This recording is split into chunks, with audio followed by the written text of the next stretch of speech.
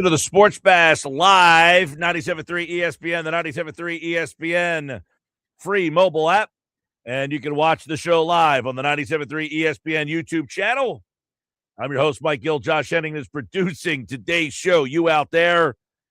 Well, the Phillies finally did it late last night after the game was over.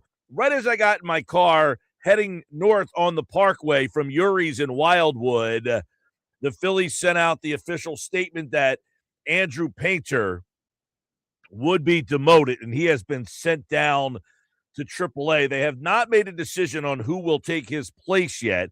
I imagine they'll bring up a bullpen arm for at least the next couple days because Painter was so bad, he basically blew through their bullpen, and they're going to need some help in the bullpen. So Painter's down. I would guess Seth Johnson. That's my guess. I don't know that to be true. I would imagine he'll get a look to be the next guy to come up. And then when they need Andrew Painter's turn to come back up in the rotation, they'll probably go and call up. I would imagine it'll be Alan Rangel. He's the starter. He pitched last night for AAA Lehigh. Not well, by the way. He was just okay.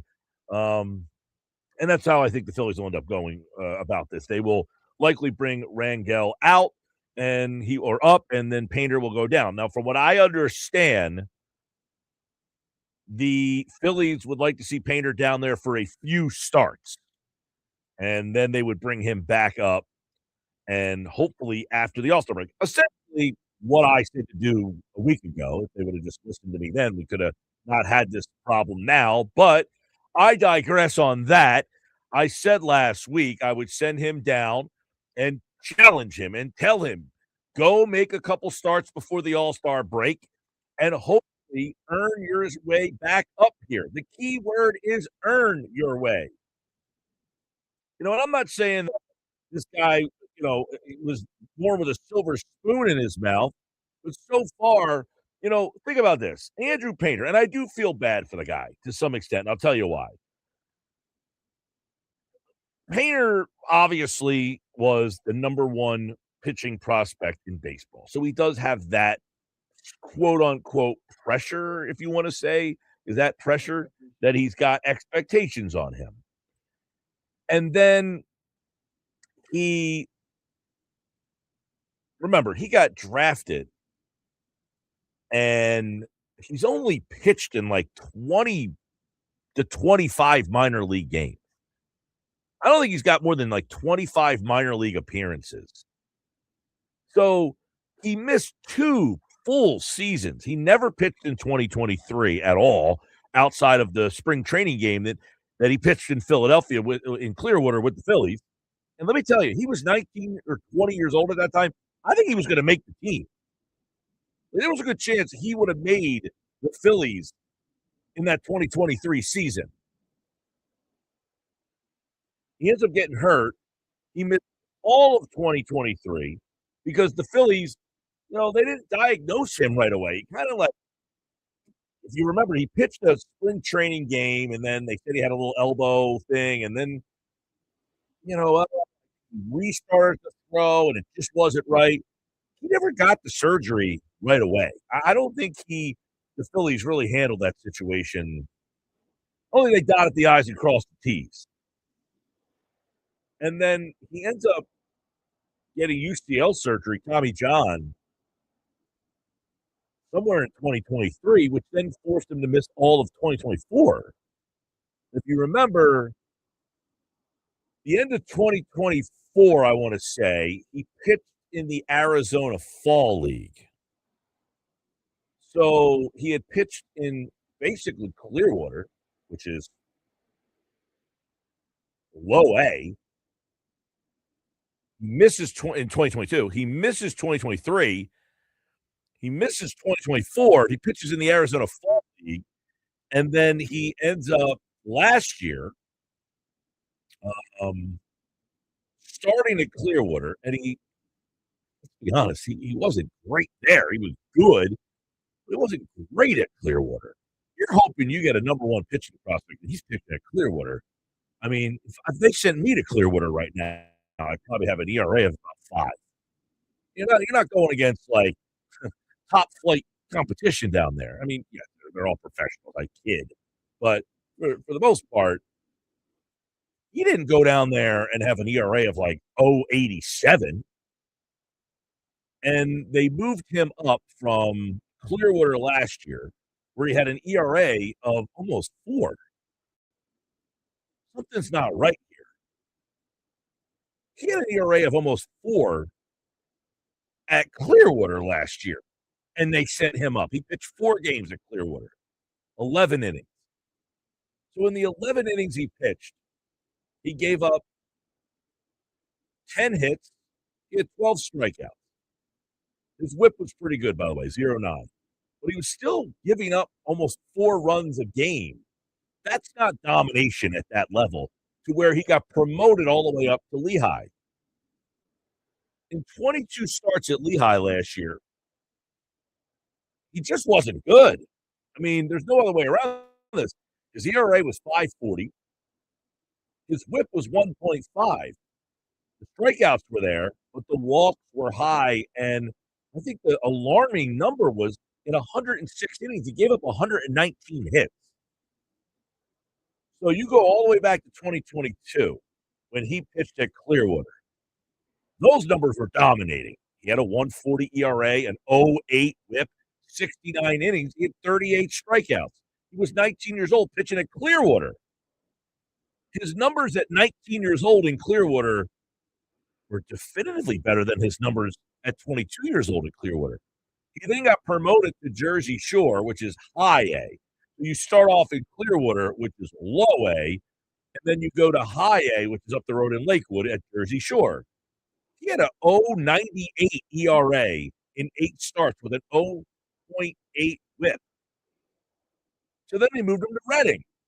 So he made 9 starts in Clearwater, 8 starts at Jersey Shore.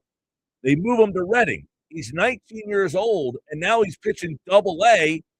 And you talk about, like, dominating. I mean, did he dominate?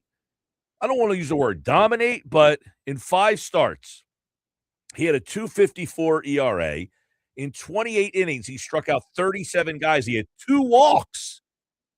His whip was 0.9. This is a 19-year-old kid pitching at Reading. So you're already at Reading at 19 years old. So what do the Phillies do? They bring him to spring training. And he's pitching in games.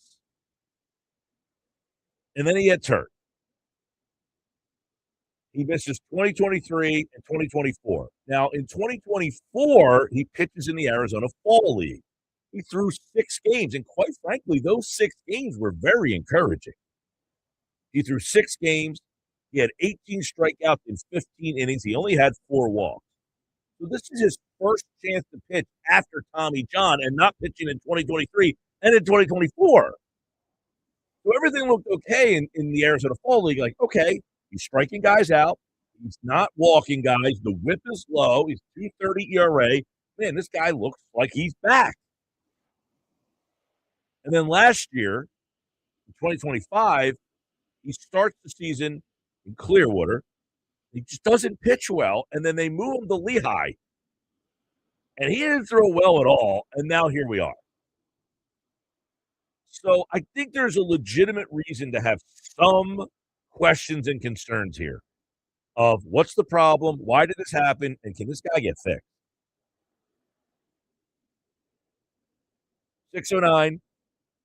609-403-0973. Can this guy get fixed? I'm going to ask you guys. Here's my question for you guys today. You can text in. 609-403-0973 on the White Horse RV text board. 609-403-0973 on the White Horse RV text board. I don't know that there's anybody else in the conversation, but who is the most disappointing Philly so far of 2026? Of all the things that have happened, what is the most disappointing thing about the 2026 Phillies? I think there's a lot of options, but I think there's 2 options that stand out. 1, it's Andrew Painter. 2 is Trey Turner. I don't know what 3 and 4 are, but I'm sure people can text in some things that maybe I'm not thinking of. Right-handed bat, that's obviously, but they don't have that here. Is it the most disappointing thing? Well, they're not here. You can't be disappointed in a bat that's not here. Of the things that are here, what is the most disappointing thing? It's got to be Painter. It's got to be Painter. Because overall, I'm looking at what happened to this kid who was dominant. I mean, he was a dominant guy in 2022 at 19 years old at 3 levels, okay? He pitched at A, low A, high A, and double A. He had 22 starts. 22 starts. His ERA was 1.56. He pitched 103 innings. He had 155 strikeouts. You know how many walks he had in 103 innings? 25. You know where he's at right now?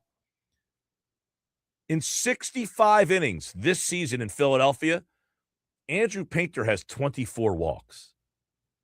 He had 25 walks in 103 innings when he was 19 years old. You know, the hardest part for some of these kids, they can't command and control. He was 19 years old, and he had 25 walks in 103 innings. You know how many home runs Andrew Painter has given up this year? This year. He's only pitched 14 games, people. You know how many home runs he's given up? 14. You know how many home runs he gave up at 19 years old? 5.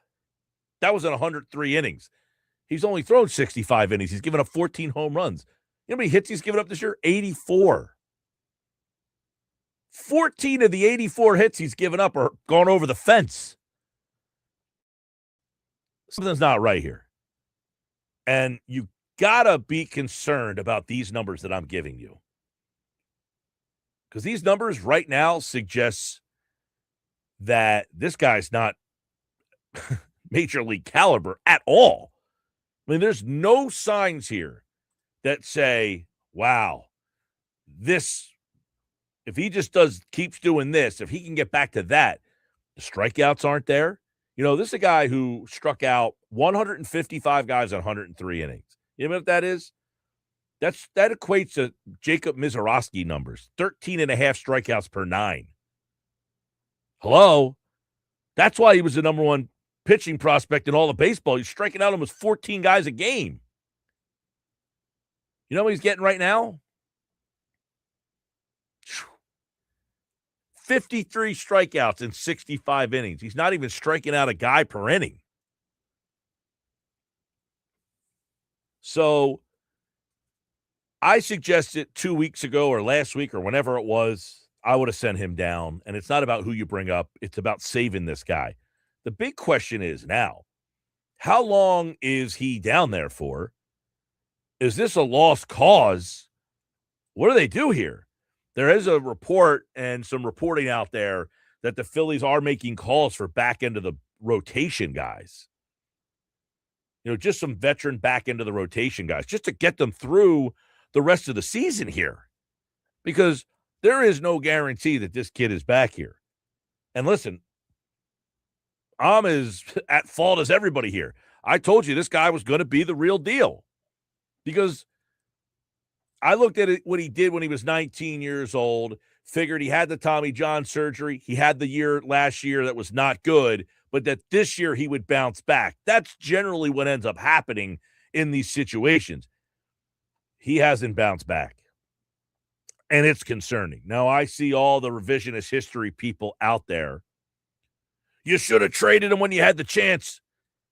Listen, when you have the number one pitching prospect in baseball, you know, you could say to the Pirates, well, why didn't you trade Paul Skeens? You had the number one pitching prospect in all of baseball. I'm sure you had offers for him. Why didn't you trade him? Right? There's a lot of guys who profile as number one. They're not getting moved. They're not getting moved unless you are literally making a trade for like Shohei Ohtani. You know, when Ohtani was with the Angels, when they're looking to dump Ohtani because they can't sign him. That's the kind of trade you make when you trade the number one prospect in your organization or the number one prospect in baseball. You don't just say, hey, we had a chance to get, Pete Alonso, who a really good player, but probably still not good enough to trade the number one pitching prospect in all of baseball for. So this is monumentally disappointing. Monumentally disappointing. And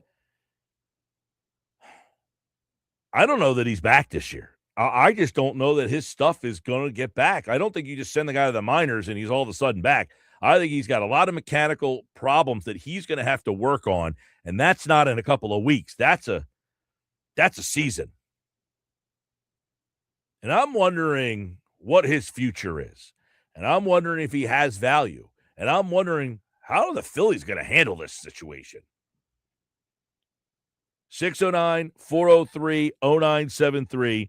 609-403-0973. Jeff in Ocean City says the most disappointing thing was the contract they gave JT.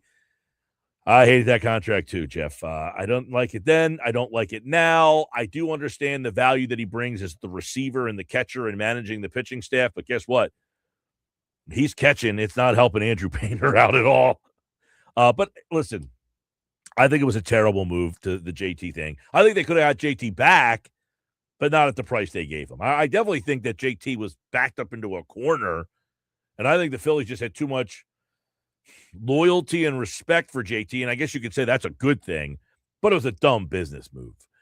Tom in Marlton says the most disappointing Phillies in order: 1 JT, 1 Trey, 2 JT, 3 Painter, and 4 Brad Keller. Tom, the Brad Keller one's a great one to add too. I mean, he has been utterly disappointing. But I think Painter's got to be, if you want to say Trey, number one, fine. I can't say JT is my most disappointing Philly. I had no expectations for JT. I didn't have any expectations for JT Realmuto. 609-403-0973 on the White Horse RV text board. Jeff, UPS Jeff says, bring back Walker. I'll pass on that. Walker's signed, by the way.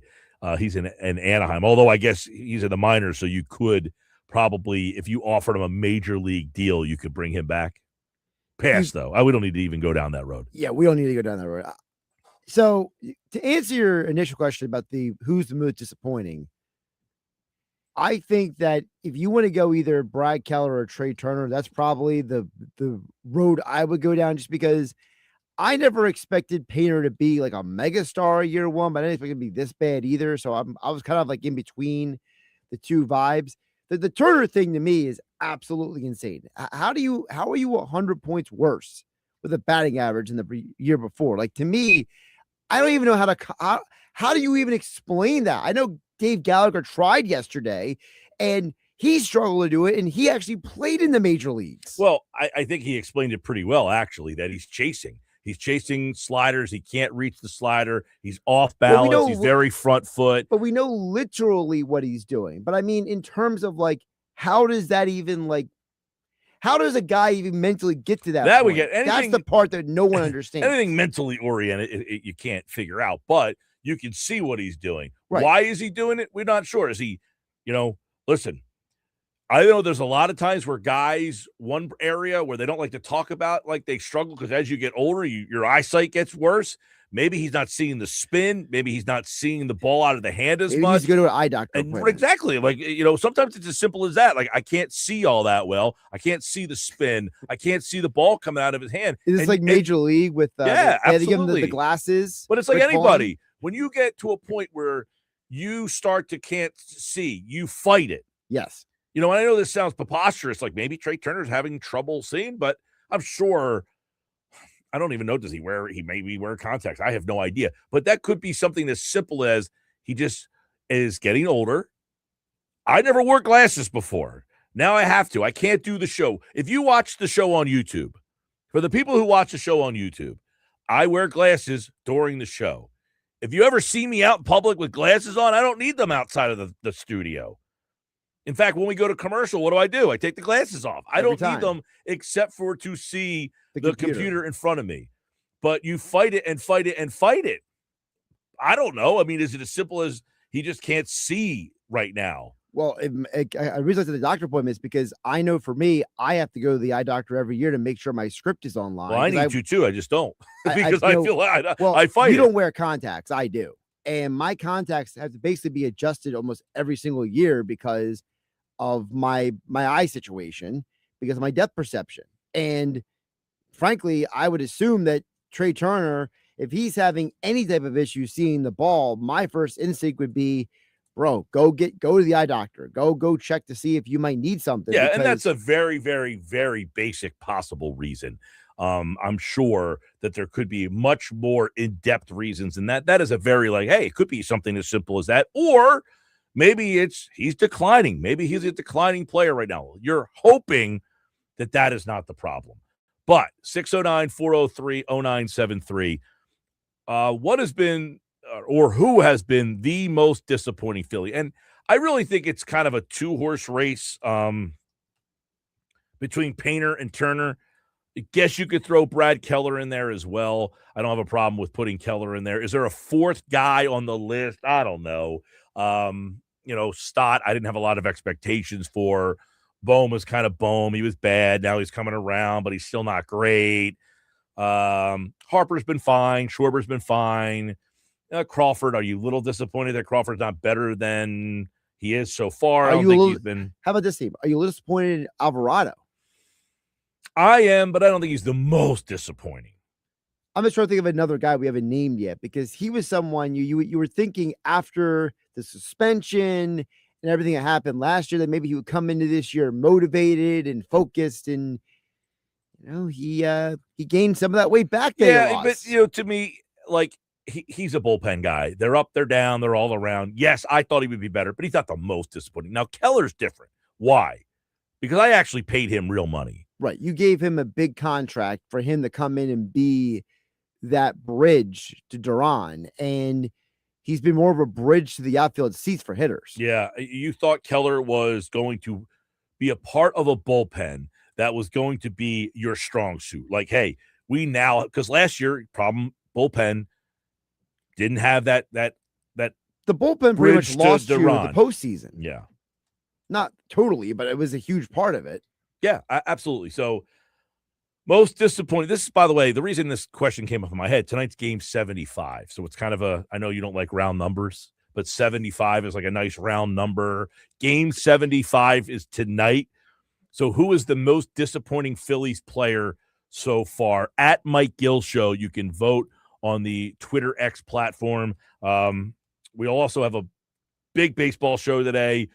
Phillies Fastball at 3:00. Kevin Cooney tonight is back for another Cooney report. Now, Nuggets is at the Knicks championship parade, which is already done. Now, he texted me early this morning. He just texted me about 10 minutes ago, by the way. Okay, so they're usually done early. They start early. They're usually done by about this time. And the Phillies and Eagles, we've carried the speeches, and after that, they're usually done.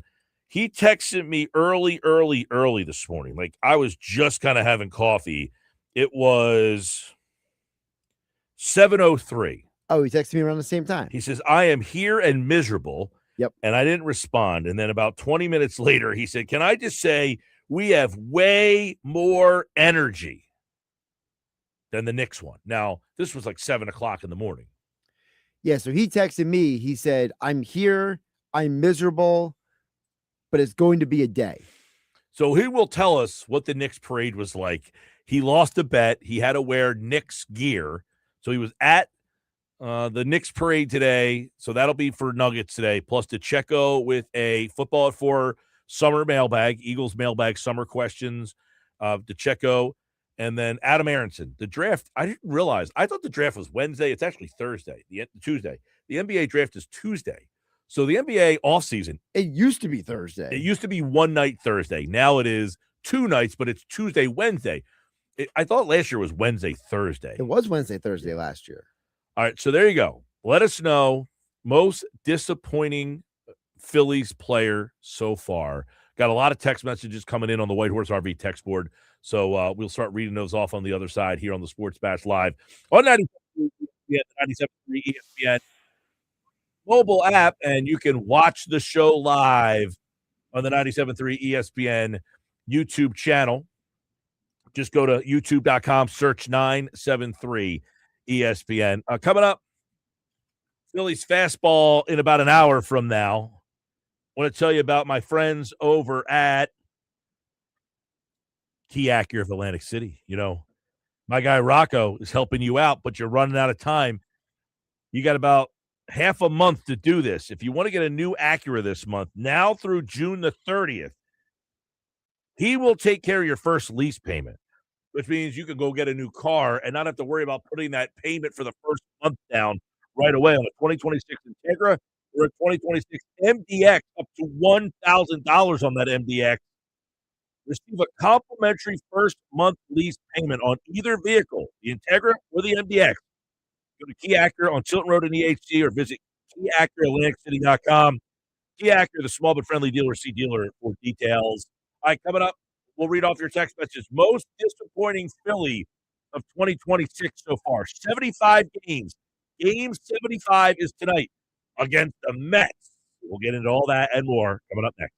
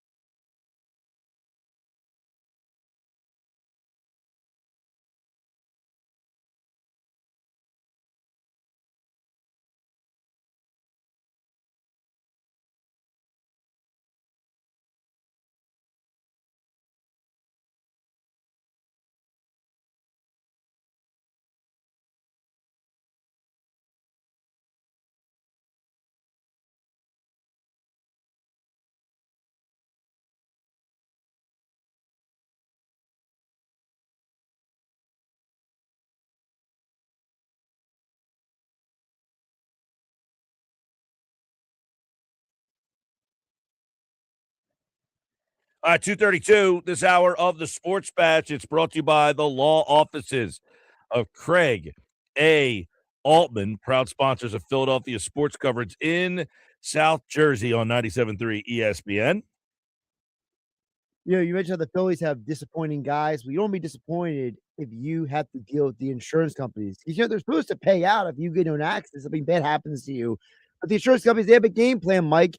It's delay, deny, pay as little as possible.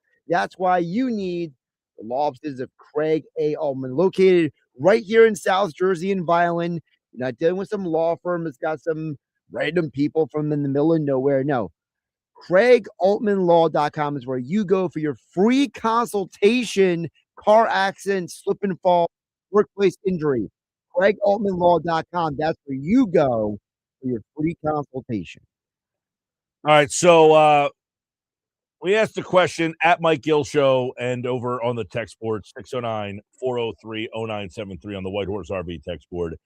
Most disappointing Philly so far. This is game 75 tonight. By the way, Mets are throwing Manaea against you, so you know you've struggled with him in some big playoff moments. Which means also you'll probably see Derek Hill in the lineup.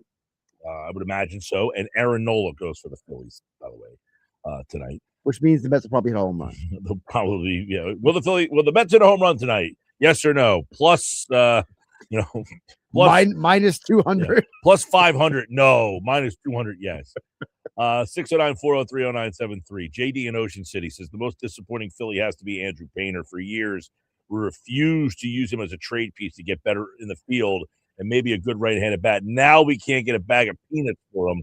Turner has been a disappointment. We knew we weren't able to trade that contract. So, the Painter thing, I don't like the revisionist history, though, on trading. Because nobody is trading the number one overall pitching prospect in baseball. That's just not realistic.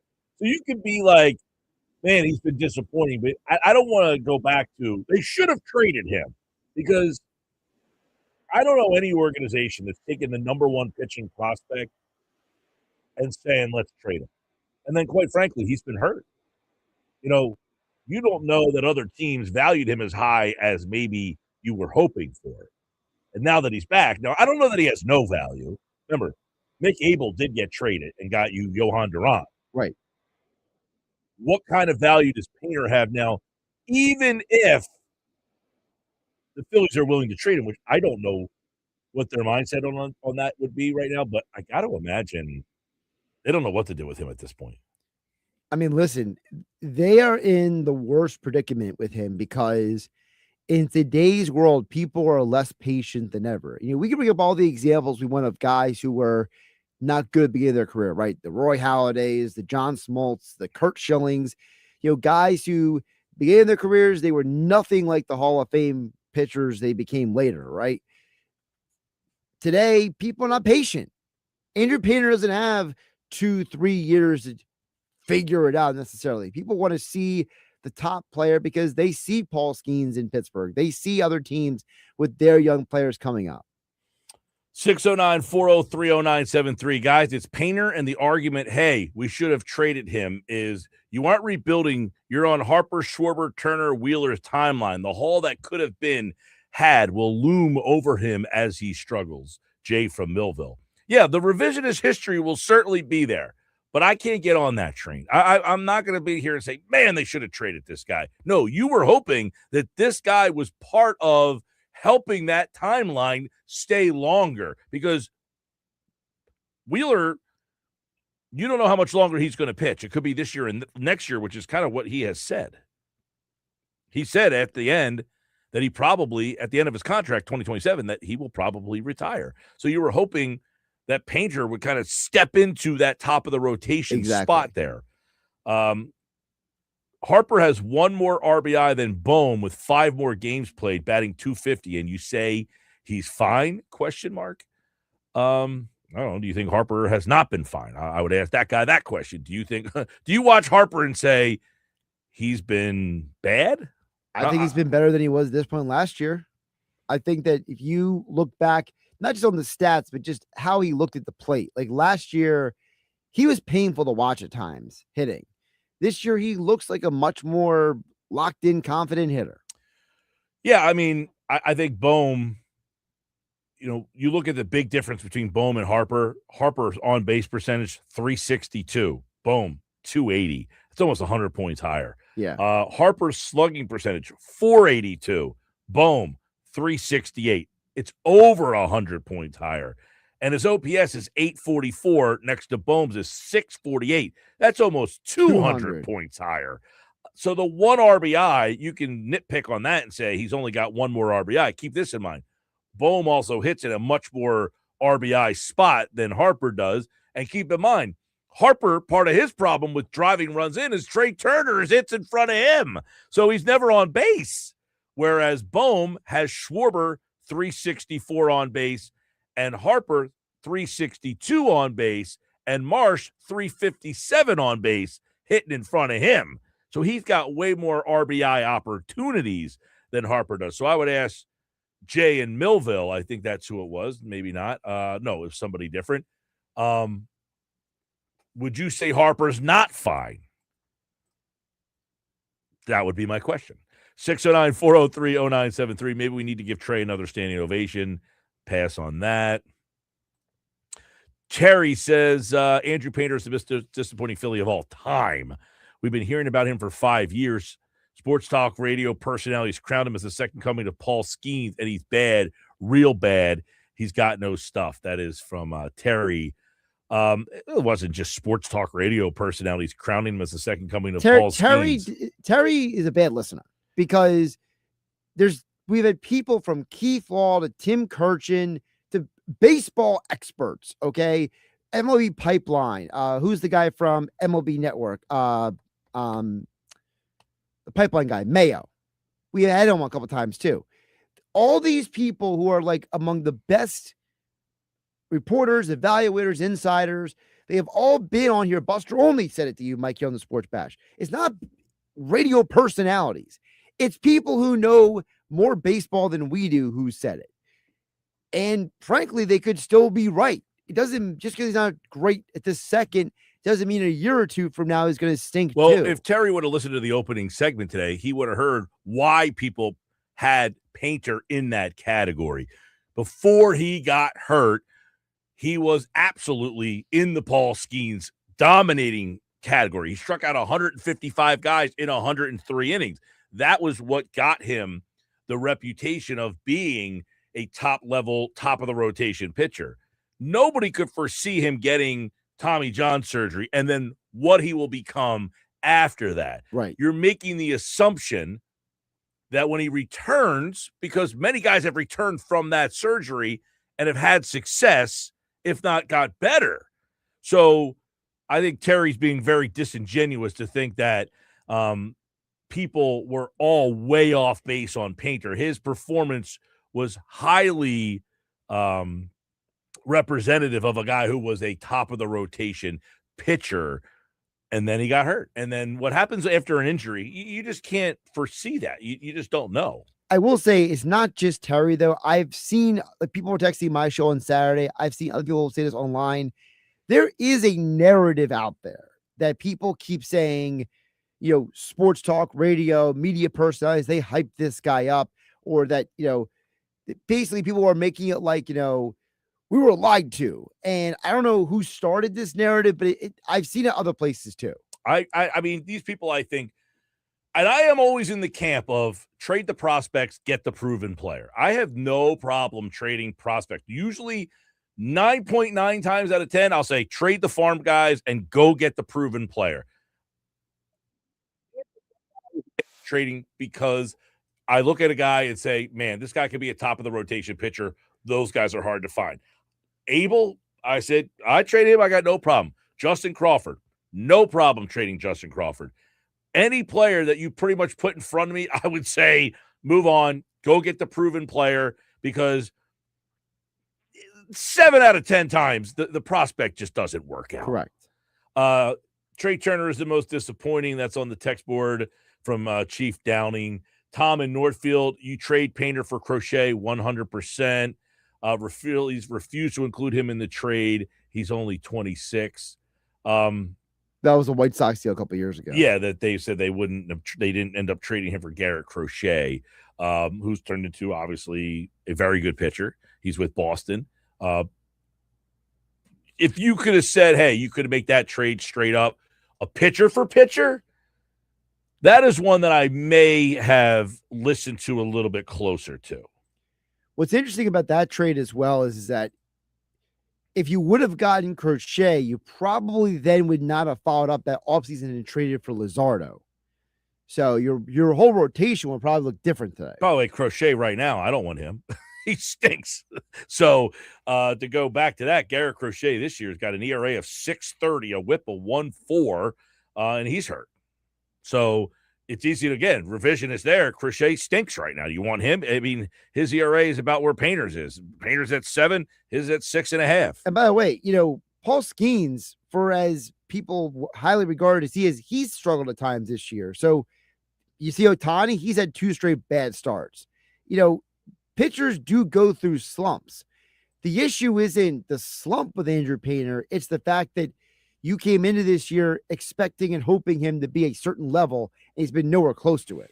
He hasn't been major league at all. He doesn't belong in the majors. I mean, he legitimately is not a major league level pitcher at this time. You just can't keep putting him out there. And I would have done this probably 2 starts ago. I think they waited 2 starts too long, and I wonder why they waited. Were they hoping he would have came around, or was it just because they just don't know who to call up and take his place because they just don't have anybody there? And to me, it wasn't about who replaces him. It was about saving him. The guy who replaces him is going to be no worse than him. Seriously, they can't be worse than him. And I can't even believe we're saying that, how bad that he has been. But those are the facts, Jack. I mean, he's been pretty bad. And I can't even believe it. But, I mean, to go to the Crochet thing real quick, Garrett Crochet's been terrible this year. You just never know with these guys. Garrett Crochet, correct me if I'm wrong, is out for the year, is he not? I have to double check that. That part I don't know. I think Garrett Crochet is done for the season. I'm pretty sure he's on the 60-day. So if you were to say you should have traded Andrew Painter for Garrett Crochet, you'd be bemoaning the fact that Crochet's out for the year. So that trade there sounds like, yeah, if I could have got if I could get Tarek Skubal, like right now, even though I think Painter is salvageable, if you tell me I have to include him for Skubal, I make that deal 100%. So Crochet's not done for the year, but he is on the 60-day injured list. All right. Usually if you hit the 60-day, it generally means you're done for the year. But what's his deal? So according to 98.5, the Sports Hub, he has a lat strain that is basically preventing him from throwing right now. That's not good. But the team said there's nothing torn, so he doesn't need surgery, and he's expected to be back later this year. All right, yeah. I mean, usually when you're on the 60-day, that's usually a sign that they don't anticipate you getting back anytime soon. But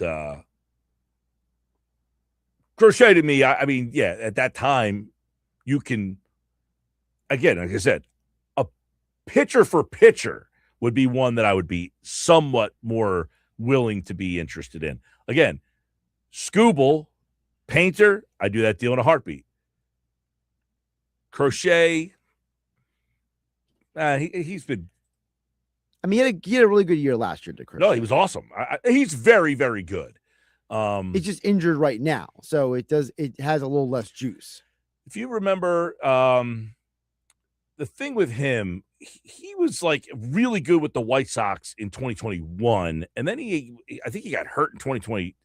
He missed the whole year in 2022. He's had some injury issues, yes. Yeah, he's had some injury issues himself. It was one of the reasons I think at the time I was a little like, Crochet doesn't really, and he was one of those guys that kind of came out of nowhere. He was really good the 1 year. In the 2 years after that for the White Sox, he was just okay.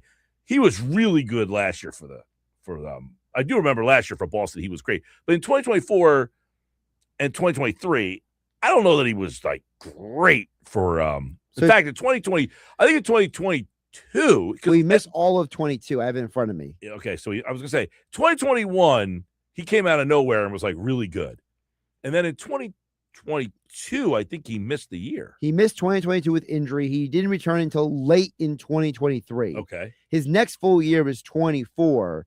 That was the year where he was good, but not great. Then last year, he had the season where he had a Cy Young caliber year. Mm-hmm. So you say Crochet has done it before. I feel like Crochet is not He doesn't have Scooble's resume. the ace of a Right. staff. He's more your number 2. He's a really good number 2. Mm-hmm. And I think the Phillies viewed Painter as a number 1. And that's probably why they were against that. Right? Absolutely. And I think the other part of it is, remember,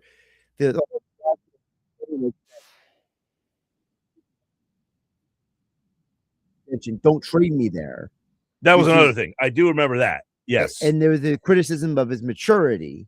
And so that was a whole nother He didn't want thing. to pitch late in the year, too. Correct. That was another, yeah, that's right. He didn't want to pitch like in September, stuff like that. Yeah, that's now it's coming back to me about the whole he was hurt. He didn't want to pitch. A lot of stuff with him. All right. Sports Fast Live, 97.3 ESPN. A lot of texts coming in. We'll keep reading them off. Phillies Fastball, Adam Aaronson on the Sixers offseason, and the draft is Tuesday and Wednesday night. That's all still to come today on the Sports Bash.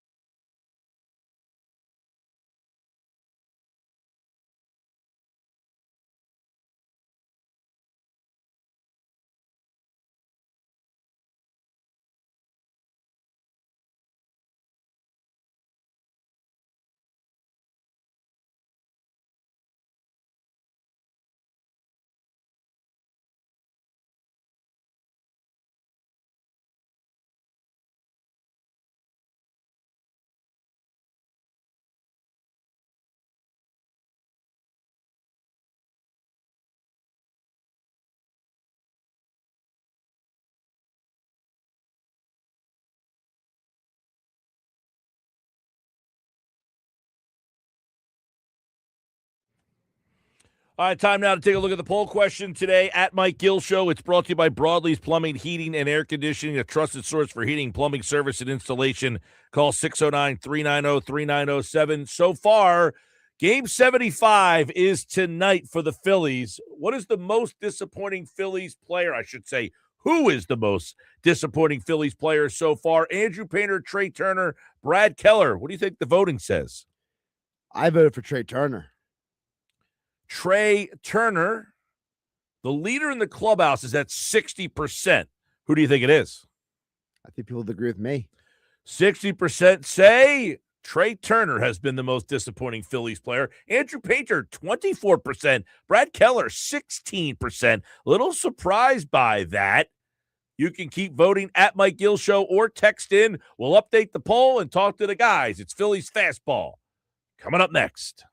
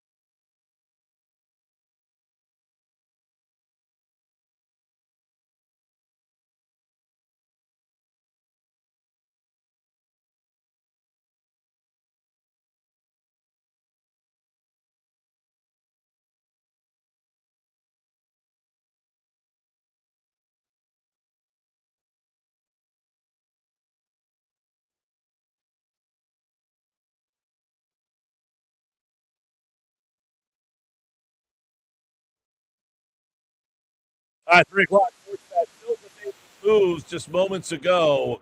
A lot of bullpen pitching moves here. We'll see, actually. Right-handed pitcher Seth Johnson is up. Also, right-handed pitcher Bryce Wilson is up. That's an interesting one because he has been used as a starter at the AAA level, but left-handed pitcher Tanner Banks was also optioned to Lehigh. So with Painter out and now Banks out, they needed 2 arms. You could use Wilson as a starter for Painter.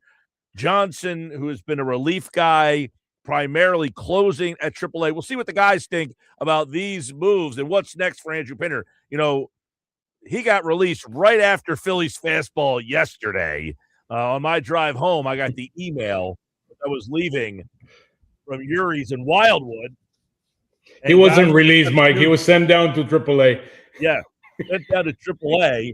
But we got the news right after Phillies Fastball yesterday. And today we got some corresponding moves. Jeff Kerr, tell us a little bit about number one, Seth Johnson. Let's start with him. He's been a bullpen guy. Is he the guy replacing Banks, I would guess? Yeah, and look, the Eagles need the Eagles. See, this is what I'm sorry, right about the Eagles. The Phillies needed somebody to pretty much, with their bullpen right now, they used 7 guys yesterday, right? So you needed an arm somewhere, and Seth Johnson did not pitch last night for Lehigh Valley. They were in the close game, 8th, 9th, 10th inning. Seth Johnson is usually used in those spots. He was not. So there was a good bet Seth Johnson was going to be brought up. And I even mentioned that to a couple people on Twitter that were guests. And I said, yeah, good bet. You mentioned it yesterday, Jeff. You mentioned that in the show yesterday. Yeah, correct. So Seth Johnson Tanner Banks to me was I don't want to say it was a shock because he did get rocked yesterday. And we did talk about this, but he does have 2 options. So I kind of figured that was going to, and look, about Bryce Wilson, I learned he had like an escalator clause in his contract that if the Phillies did not send him up, he could have been released again. So I think that's why he's up. And he has been pitching well his last couple starts in Lehigh. And this is more of a long man move, right? If in case they want to use him today, they could use him for two or three innings. So that's just how I'm going to ask you. Right. Yeah. He has a 13-game scoreless inning streak going. He's pitched well his last 3 starts, but he has been a starter.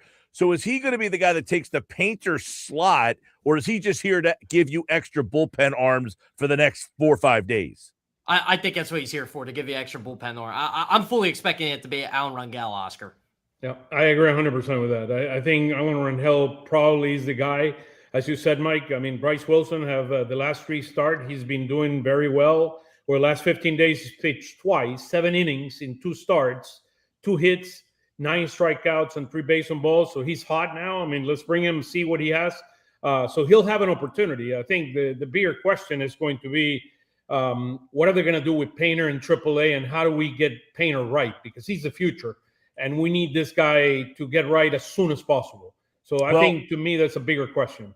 I want to get into that. We do have a poll question up at Mike Gill Show. You guys can give us your thought. Game 75 tonight, I say Andrew Painter has been the most disappointing Phillies player so far. The voters don't agree with me. They say Trey Turner. 60% are saying Trey Turner. And by the way, 15% say Brad Keller. 24% are saying Painter. I mean, to me, this Painter thing is the most disappointing thing for the whole organization. Yeah, add 61% to the Trey Turner group. I agree with your listeners. They're smart guys. I kind of agree with them too. Look, just because of the contract, like I know, Mike, you had high expectations for Painter from the get-go, and I understand that, and I didn't think he'd be this bad. I definitely did not think he would get sent down to AAA anytime soon. In fact, like I was told as recently as Monday that wasn't even a consideration. Like he was going to pitch his way out of it. So I don't know what changed. I think they were at the point of no return, as we talked about yesterday. They had to do something. Am I disappointed in Andrew Painter? Yes and no. I thought he'd be better than this. Obviously, I did not expect a 7 ERA, but yeah, I think Oscar and I were pretty realistic on this when we were doing early shows of Phillies Weekly. Oscar, what do we say about maybe a 4.5 ERA? Yeah, I mean that's what we said. We knew he wasn't going to be kind of the starting. I mean the elite pitcher that we are expecting him to be down the road. It's interesting they're sending him to AAA. One thought that I had, and this was back to the holiday time when they brought him up to Class A. I probably would have brought him down and started scaling him up so he starts getting some confidence. Yeah.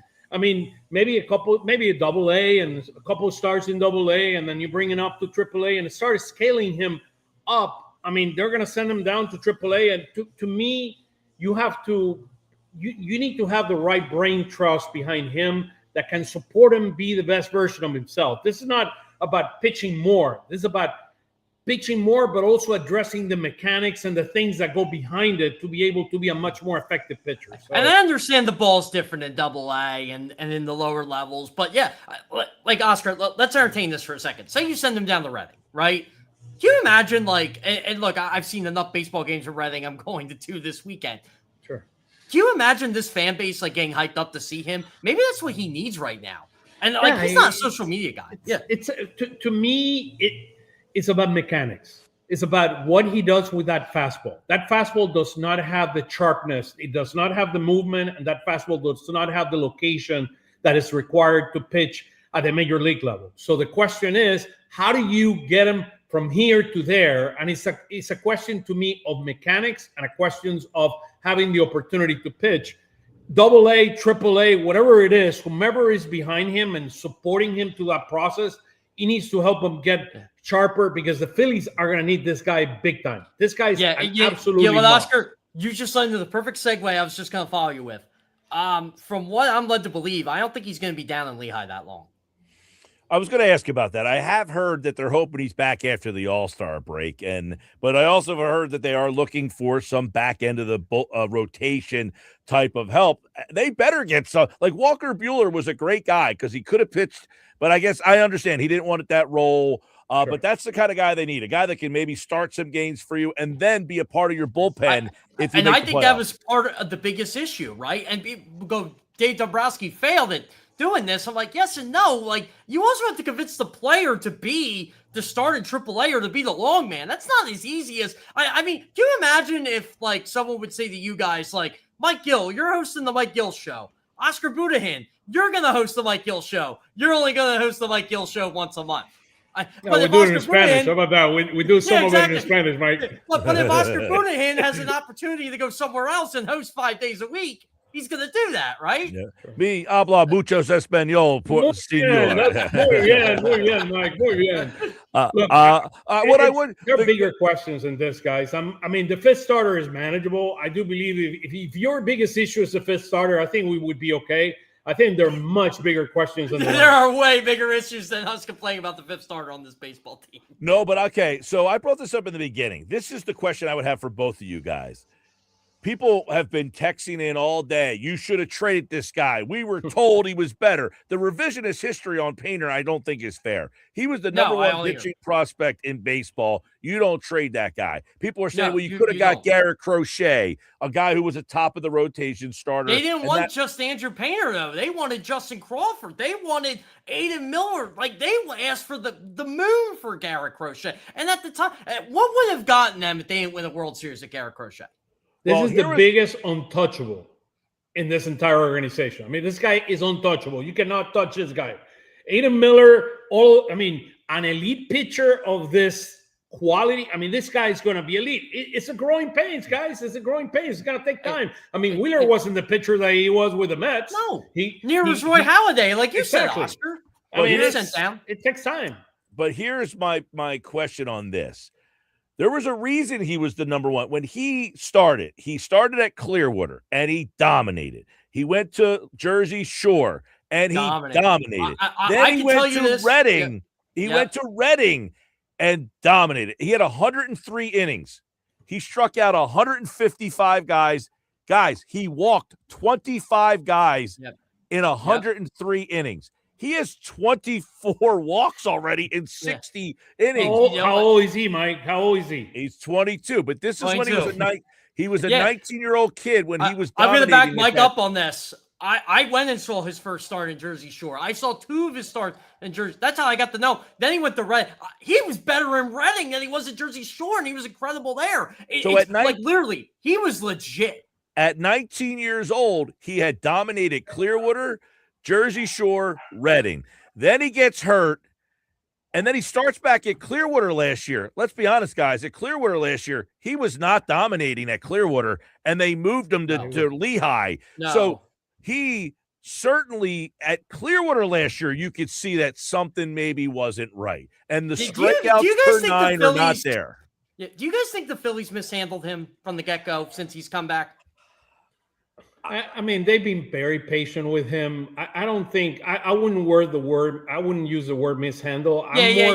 Maybe not mishandled. I'm more concerned about where I'm seeing with mechanics more than anything else. That's my bigger issue. Coaching might be an opportunity here. Go ahead, Oscar. He was in high school baseball. He's only pitched 22 minor league games before he came to the majors. Yeah. Like, did they rush him because they've been waiting? That's the question. Could you have started him in AAA until he proved himself in AAA? Yeah, they handed him a spot. I mean, Oscar, the fact that they were not going to sign Ranger was the biggest issue here. I mean, they didn't sign Ranger, and they didn't trust Taijuan Walker, and he was put in that position. Go ahead, Oscar. You would know this too because I started covering the Phillies, the big Phillies in 24. You were the broadcaster in 23. You were there in spring training in 23. If he did not have that surgery, he was making that team, right? Yeah. Carlos Correa mentioned, I've never seen a young pitcher like this through to me. I remember just before he got hurt, Carlos Correa braving about this kid. Now, look at Wheeler, guys. I have here Wheeler's stats. After he had his Tommy Young, 5.21 ERA. His last year with the Mets, a 3.96 ERA. Look, it takes time, guys. It takes time. Wheeler was not the pitcher he was. I mean, when he came back with the Phillies, 292, 278, 282, he never pitched like that before with the Mets and after the surgery.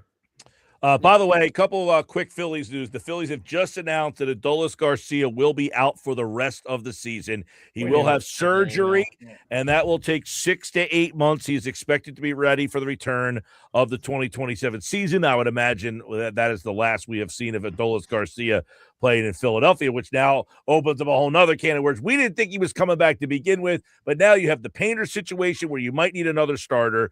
You've also sent Keller to the injury list. You sent Banks to the minors. You might need another bullpen arm or two, and now it looks like you probably have to decide whether you need another outfielder. You're not. I mean, you're going to need two. I mean, you're going to need two bats. I mean, as simple as we want to win the World Series. We're probably going to need two bats. That the most important thing they do is on base percentage. That's the most important stat. You need guys to get on base. My guy pitches tonight. Do you trade my guy, Gage Wood? I do believe the Phillies are going to get in the trading market. Look, it's going to be interesting. It's going to be interesting. I mean, the Giants have a couple guys that I would, again, I'm thinking World Series, guys. I'm not thinking like, how do we get from here to the playoffs? I'm thinking World Series. Look, I heard the name of Arias throw out there. It would require you to make some adjustments. It would require Harper or Schwarber to go into the outfield. And the other guy, they got Ho-Shum Lee, which is a young guy. He has a 357 on base percentage. Arias has a 360 on base percentage. Those are guys that get on base. I mean, you need guys that get on base. And that's the most important attribute. That might be the trick. And you know, we're gonna talk about this on the show every day. What prospects are you going to trade to try to win this World Series? And this is where I agree with your premise on the World Series, Oscar. You don't know if there's going to be baseball in 27. You don't. And it doesn't look like it. Oh, by the way, if they do miss 27, and I don't think they will, but if they do, look at 28. These guys are going to be old in 28. Yeah, it's scary. It's now or never, guys. It's now, the mentality needs to be now or never. So it's less about development and it's about bringing the right guys. I mean, this is where I fall on the opposite. I don't like that because you're going to suck for a long time. And I've seen this team really, really suck. It's not fun. And I don't want to hear Dave Dombrowski killed this team and this guy killed this team. No, you asked for this. This is what you wanted. You have a core of 7 players that are really, really good. I mean, and the rest is like, you don't know what you're going to get. Like, honestly, Oscar, the 7 players you mentioned that are really, really good, or 6 if you want to say that, they're all probably going to be all-stars. Yeah. And then the rest is... You have 3 pitchers, 3 starting pitchers. You have Durant, and then you have... Harper, Schwarber, and if you want to add March to that list, you can add him. I mean, he's going to be a free agent. Honestly, a couple of years. This team needs more Alec Bowman, Jesus Luzardo type players. Like, they're not superstars, but they're good enough. They don't have enough of that. Well, and listen, we've talked a while that they have not had an impactful player from their farm system for quite a while. They've had guys who come in and start, Stott, and Bohm and have performed, but they haven't had an impactful Who do you guys player. think's the last one? Cole Hamels? Cole Hamels. Aaron Nola. No, let's be fair. Yeah, Aaron Nola. Yeah, Nola's was been very impactful. good. Yeah. And Reese Hoskins. Nola. They're the two.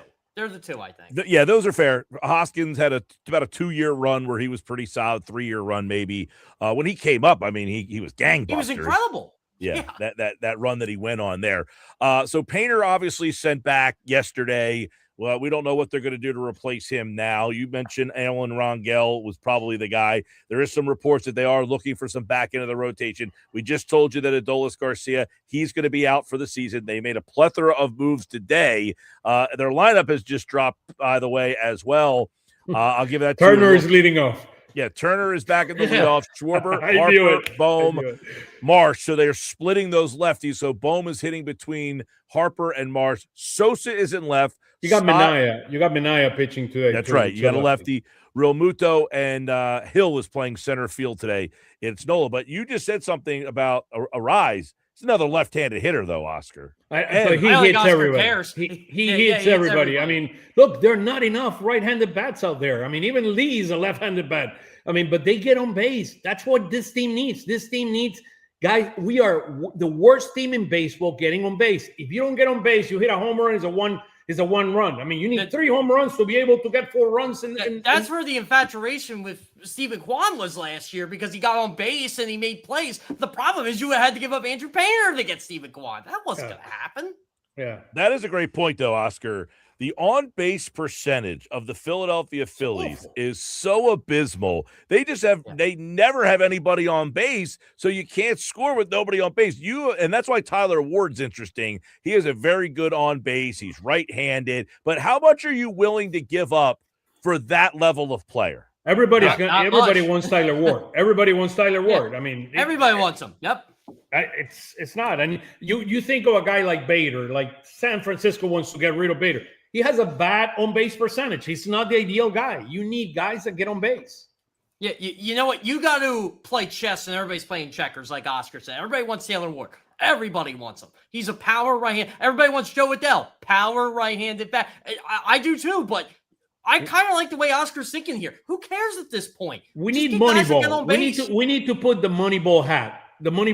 And we got to start not thinking of the big names. I start thinking who can get on base. I don't care their names are. He gets on base a lot. That's what you got to think. And you play on base a lot. You play platoons. I mean, you have to be smart about this. Ask the Mets if they like David Stearns and his Moneyball ideas out there. Well, his Moneyball idea is really bad. I mean, you put Bo Bichette at third base, you put Juan Soto in left field.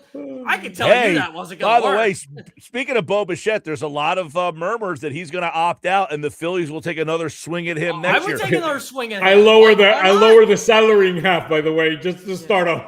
Matt Chapman, yes or no for you guys? No. Keep me away from him. Another high-priced guy. No way. I have been hearing his name and the Phillies, and the fact that he's a good third baseman, right-handed. I do like the guy. I just don't like the contract. Makes a lot of money, and he's older. I agree with you guys. Moneyball. I'm with Oscar on that. Get guys that get on base, but look, it's so weird to me how they're in this predicament, and that's where you do have to get creative. And how many of these prospects you want to give up? Can the Phillies sell teams on Matthew Fisher or Ramon Marquez? Could they do that? I mean, they did it with starting Caba to get Jesus Luzardo, so it's not out of the question. But how many of these guys do you really want to give up? You're playing up here. We already played up here. We cannot do anything up here. We're gonna play down here. We're gonna be smarter the way we approach things. Even if you have to trade a guy like Stott, for example, or a guy that a known name, you can trade known names for guys that can help you get on base and playing smarter. As much as I like Amundo Sosa, he could be had for somebody. Anything. I mean, I think we need to think out of the box. Look, if the objective is to win the World Series, we cannot continue thinking the same way Oscar, we thought the last 3 years. That's how they made the World Series in 22. Like, they thought outside the margins. They got Brandon Marsh. They took a shot on him. They took a shot on Mundo Sosa and Noah Syndergaard. And look, people seem to forget Odubel Herrera was the center fielder for a lot of the 2022 season. Yeah, absolutely. I'll tell you what. Never a dull moment, but there will be more moments tomorrow. The Phillies may have the day off tomorrow, which is bizarre to have a Friday off. But no, we will be back for Phillies Fastball tomorrow with Oscar and Jeff right here on the Sports Bash and our Phillies Fastball segment. Every day it's brought to you by Ventnor Social, and we'll be there on July 29th for our giveaway. We're going to be giving away a trip to Baltimore to see the Phillies play the Orioles. And all of our Phillies Fastball listeners, we invite you out there. Boys, we'll do it again tomorrow after the Phillies play the Mets to recap that and get ready for the Phillies-Mets weekend. Thanks, guys. Dream with Moneyball. Take it easy, guys. Moneyball. I'm with Oscar. All right, Sports Bash Live, 97.3 ESPN, our Phillies Fastball segment here on the Sports Bash. Good stuff as always. Talking a little Phils, and hey, think about this. The lineup is out tonight, which gives you a chance to win a great opportunity at Chachi's 13th floor. The Phillies lineup is brought to you by Chachi's 13th floor, coming soon to the White Horse Pike in Absecon. This is your chance right now. Text your name and where you're from to 609-403-0973. Text your name and where you're from to 609-403-0973. And if the Phillies score 13 runs tonight, we will randomly select one winner for a $100 gift card to Chachi's 13th floor at Rafici's, coming soon to the White Horse Pike in Absecon. If the Phillies don't score 13 runs, don't worry. Tomorrow, you are entered for a chance to win a $25 gift card on our Friday show. So text in right now your name and where you're from to 609-403-0973. Here is the Phillies lineup tonight, brought to you by Chachi's 13th floor at Rafici's, coming soon to the White Horse Pike in Absecon. It is Turner, Schwarber, Harper, Bohm, Marsh, Sosa, Stott, Realmuto, and Derek Hill is hitting ninth and playing center field tonight. Aaron Nola gets the start. They will face Sean Manaea. That is your Phillies lineup. It is brought to you by Chachi's 13th floor. Don't forget, you can enter right now by texting your name and where you're from to 609-403-0973. If the Phillies score 13 runs in the game tonight, you will win a $100 gift card. And if not, you are still entered for a chance for a $25 gift card. We will announce the winner on tomorrow's show. Hey, when we come back, the NBA draft is less than a week away. We're about to get into that with our buddy Adam Aaronson. Sixers Adam is in the house next on the Sports Bash.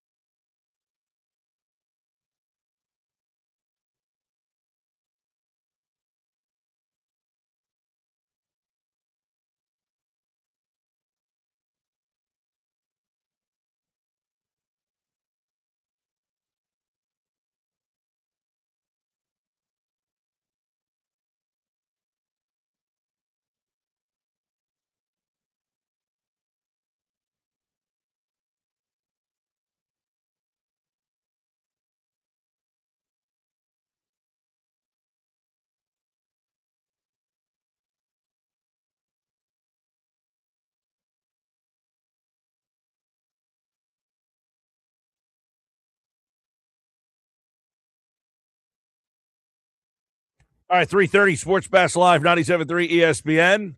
We gave you the Phils lineup, but we're less than a week away from the NBA draft. Yes, it comes at you fast. Season ends. Draft is here. Here we go. Sixers offseason is about to start. Adam Aaronson, PhillyVoice.com, at Sixers Adam, set to join us to break down a lot of the key questions for the 76ers. I saw everybody's doing like their offseason power rankings. I've seen the Sixers everywhere from about like 10, 11, 12 to like 18, somewhere in there. But man, when I saw them in number 12, I was thinking, man, they really that high? Are we not excited as we should be for what could possibly be this offseason? And I got some Mike Gansey questions as well for Adam Aaronson. Obviously, the Sixers will go into the draft with pick 22, but what are they really able to get with that pick that they ended up getting in the Jared McCain trade? So now you can rejoice that you traded Jared McCain. What's going on, Adam? How are you, pal? As always, you take a look at the draft. They did get that 22nd pick, so they would not have had a first-round pick. Let me start there. This is supposed to be a very, very talented top end of the draft.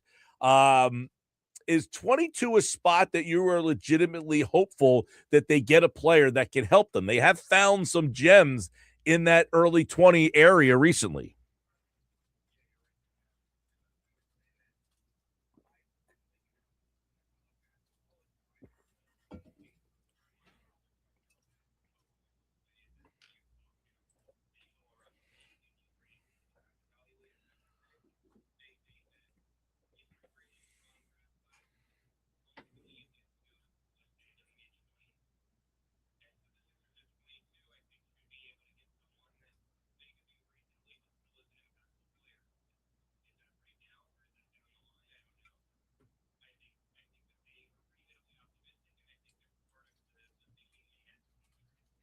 So they have 22.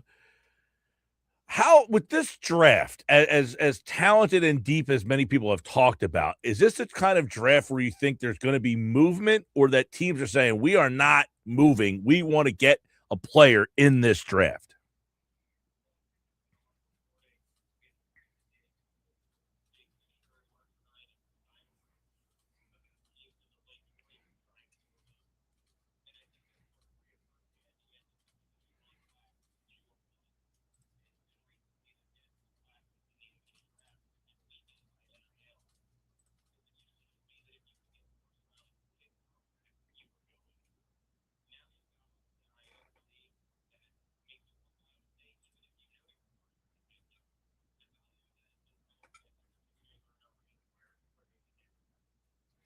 Adam, one of the things, where would you think right now? Like, I was trying to count how many teams right now I feel better about than Philadelphia. Would you look at them as top 10, 12, 15, bottom 15? Where do you kind of have this organization as they head into the draft?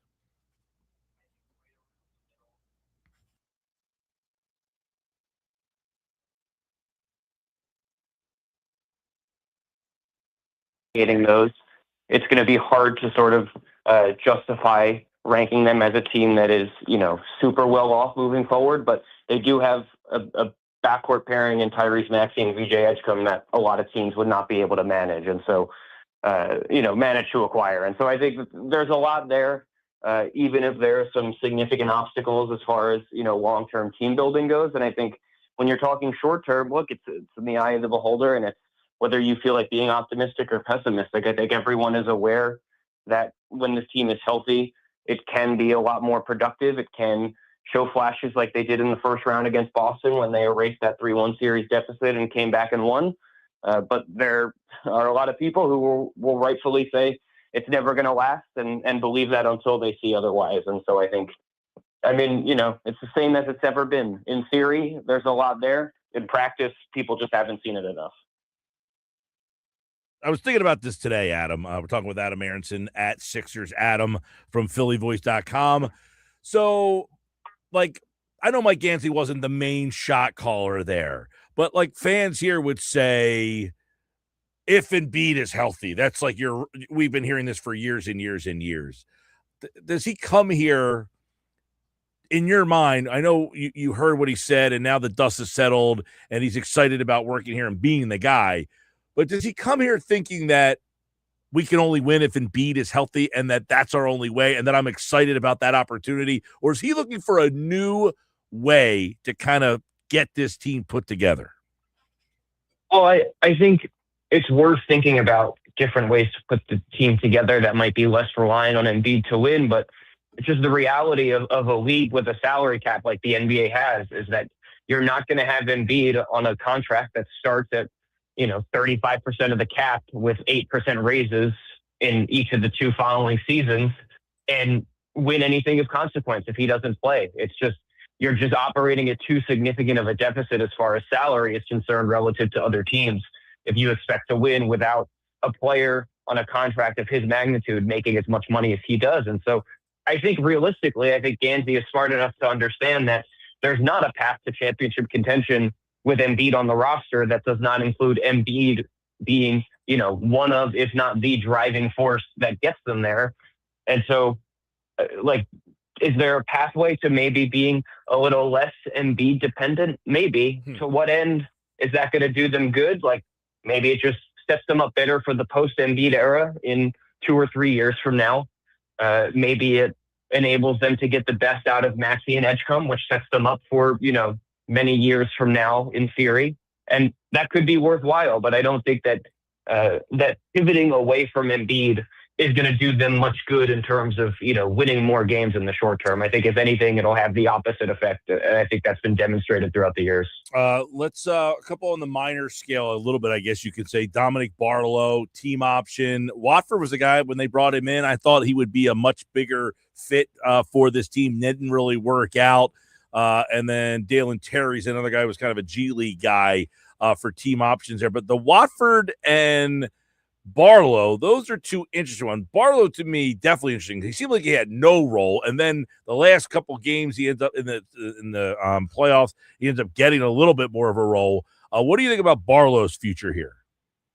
Yeah, I think Barlow will be here one way or another. I wrote about the Sixers 3-team options. If you go to my Twitter at Sixers Adam, my most recent post is retweeting that story. If you want to go back and look, they've got 3-team options. I sort of talk through the calculus on each one, the different pathways, because all of them are sort of more complex than just accept or decline. All of them, they're sort of different, unique pathways that you may not think of.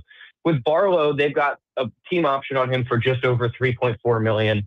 That's like about $1 million more than the minimum salary. He's clearly worth that money.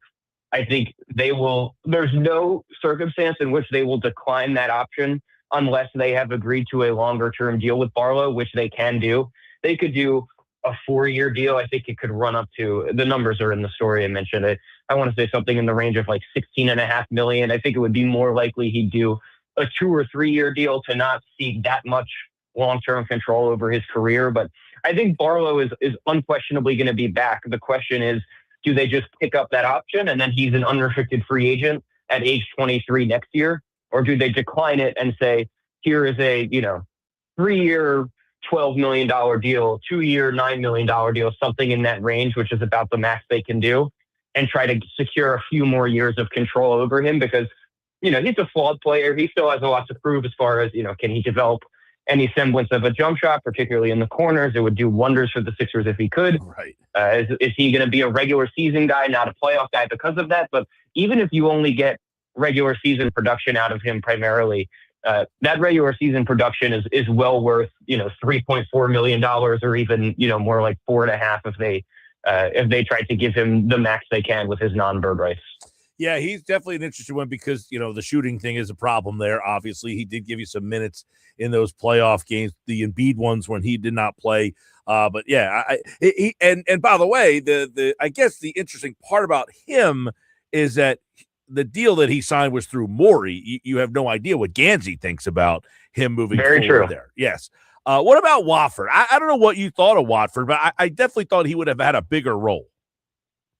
Yeah, I think early in the year, I sort of started to wonder how this was all going to fit because Watford, if anybody who has watched him play knows, he's a very unorthodox player, sort of a 6'8" point forward, not really a shooter at all, plays out of the post a lot, but also initiates offense. And he missed basically all of preseason and training camp with a hamstring injury. And to me, that was a huge red flag, because that's not exactly a player that you can just drop into a pre-existing team and just have everything going smoothly. This is a guy who you have to specifically integrate because he has a unique skill set.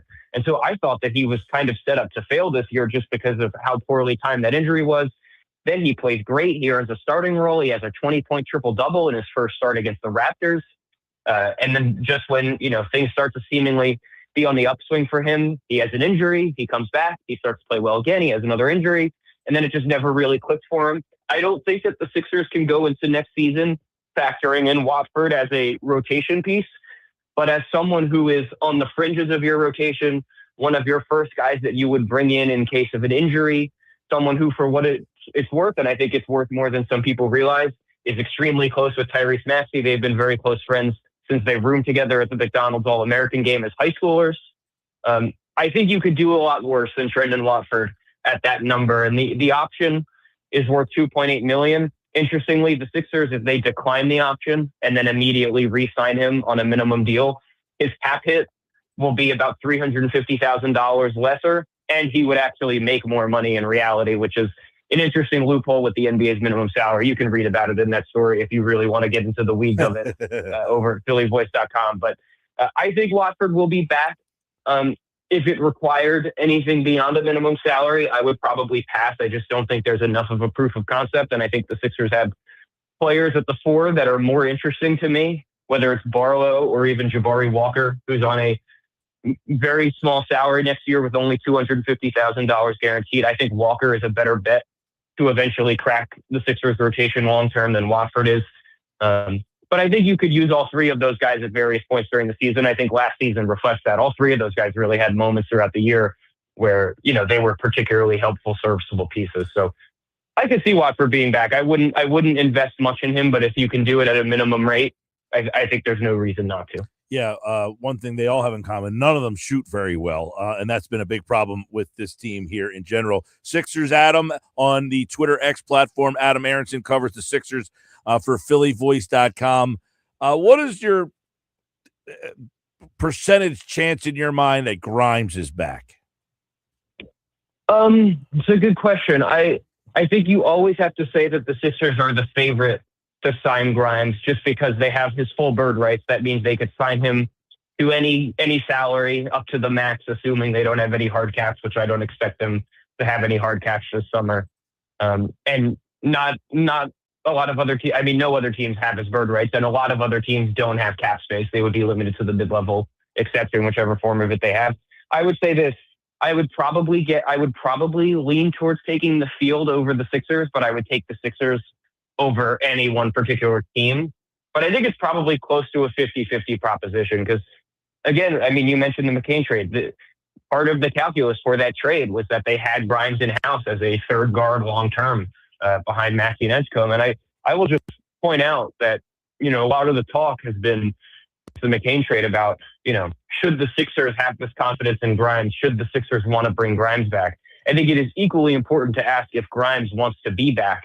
If I was advising Quentin Grimes, I would look at this situation and say, first of all, this is a team that just put you through a miserable restricted free agency last year that led you to take your qualifying offer, that cost you a summer of working on your game because Grimes basically couldn't play basketball last offseason in case he got injured.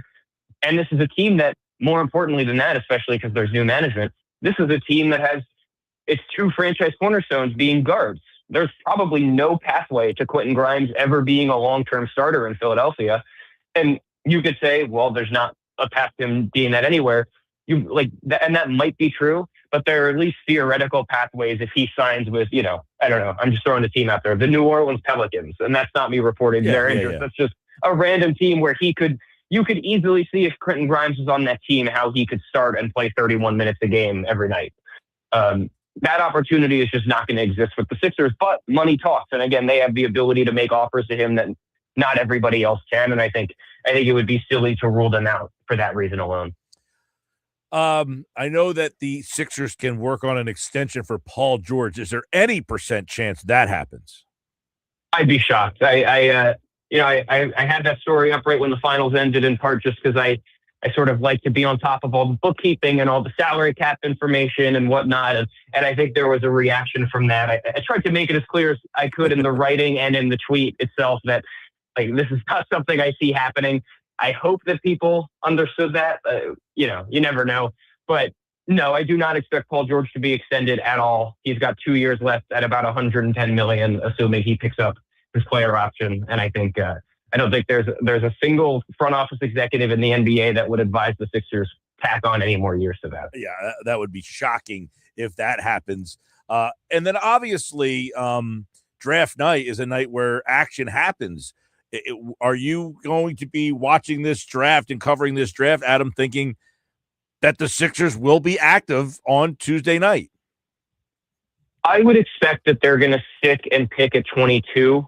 But I will say that one thing the Sixers do have a lot of is future second-round picks. So that means a couple of things. And I wrote about this in my mailbag earlier this week.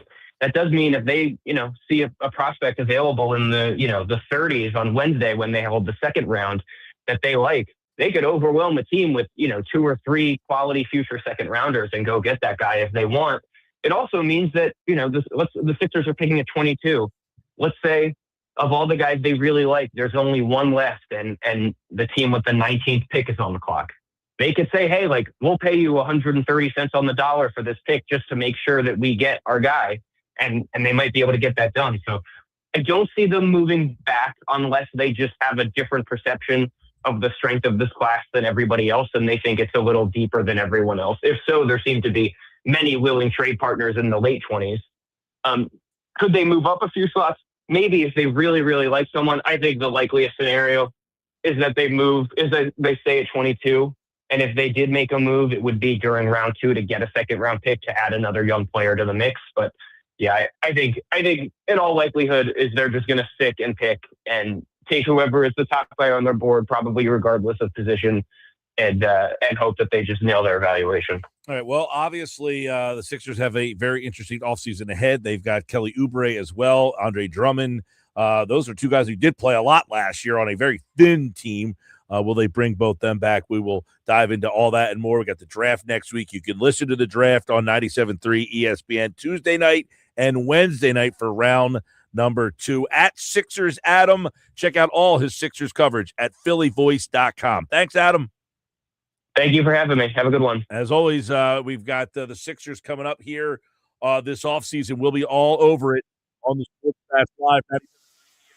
Speaking of offseason, we know the Flyers offseason's here. We told you yesterday they made a trade. They got a new goalie and a defenseman. You can read more about that over at 97.3ESPN.com. Our Flyers insider, Kevin Durso. Coming up, the unsportsmanlike moment of the day. Plus, Football at 4 is a off-season Eagle mailbag, as we would do in the summertime. We get your questions. We ask the guys from the Inside the Birds podcast. And we got another fun Cooney report tonight. He's pontificating today about Trey Turner. We'll get into that at 5 o'clock on the Sports Bash.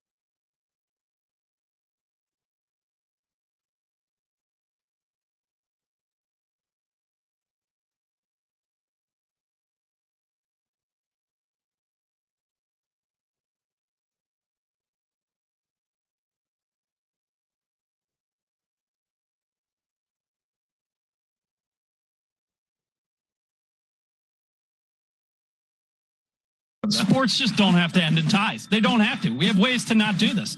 But there are so many solutions. I know technically it can happen in the NFL, but it barely ever does. Like, can we not just do penalty kicks until somebody wins? This seems like the easiest solution in the world. Why do we have ties in the World Cup?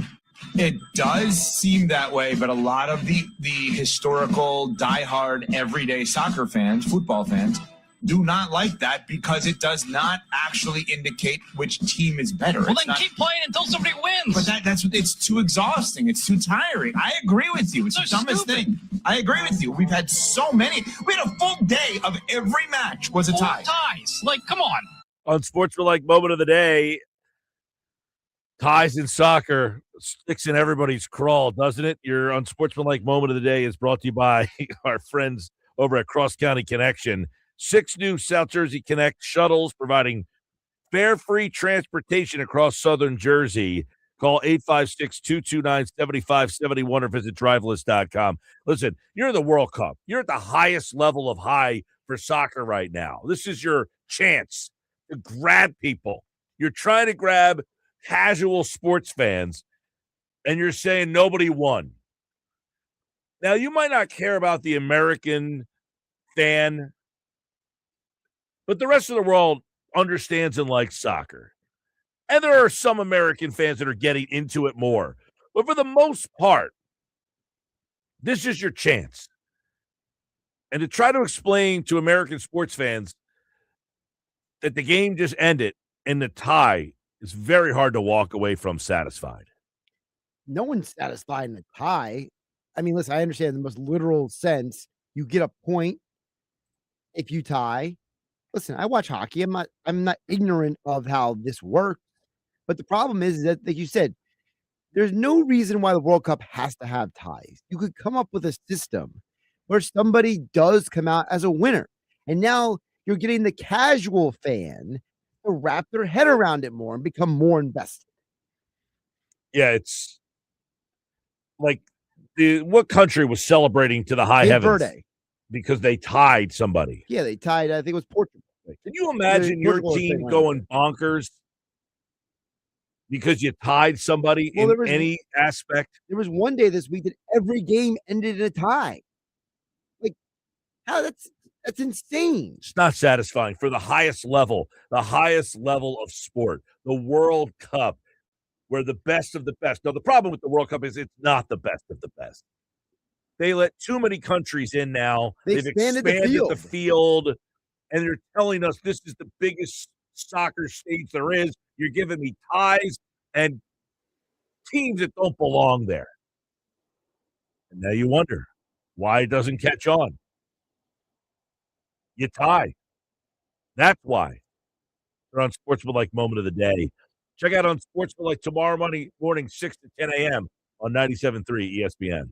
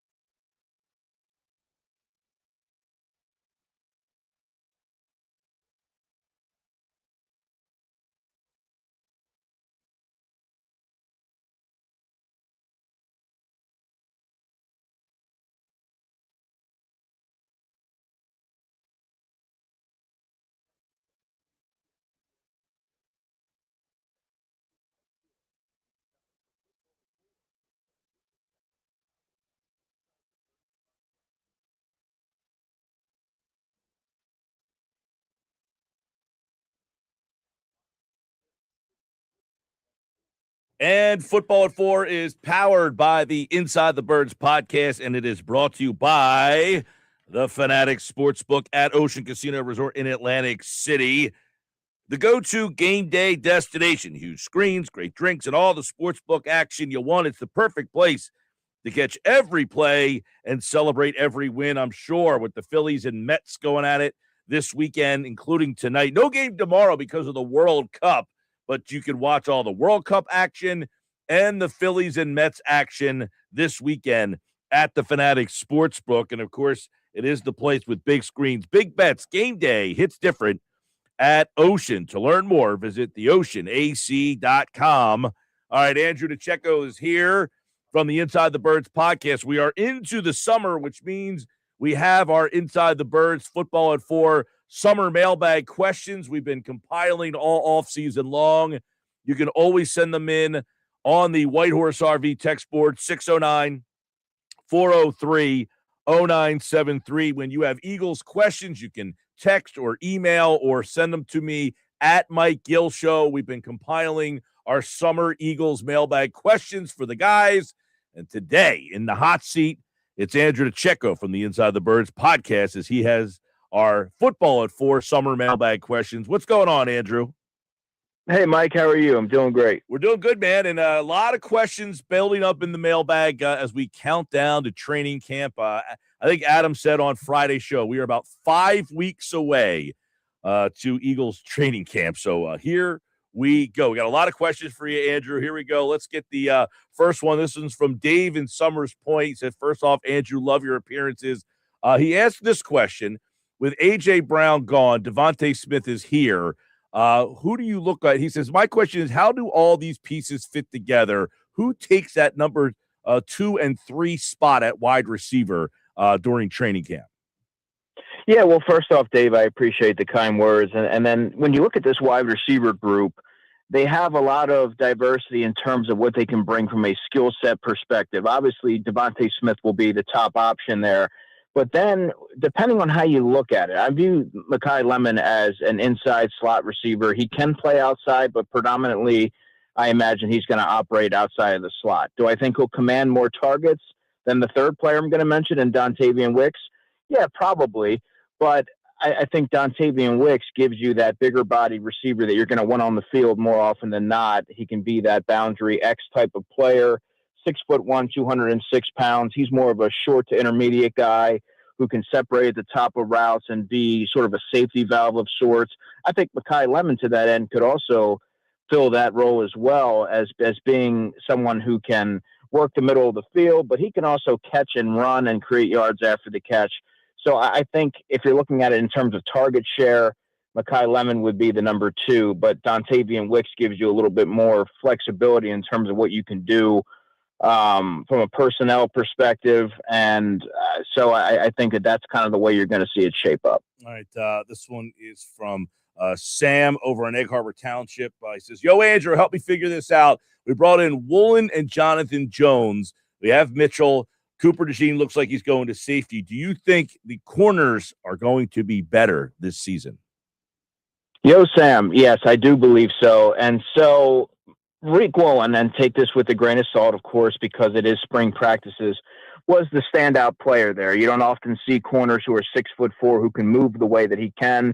His ball skills were apparent. You saw, or I saw, what his skill set could provide in confined spaces in the red zone. But we'll see what happens when the pads come on. Now, I think the secondary is going to be better because when you add a player like that who can solidify that second spot that has been a position of turbulence for the Eagles, it stabilizes it. You have a solid pairing opposite Quinyon Mitchell, and it allows Vic Fangio to be a little bit more flexible in terms of what he can do with personnel.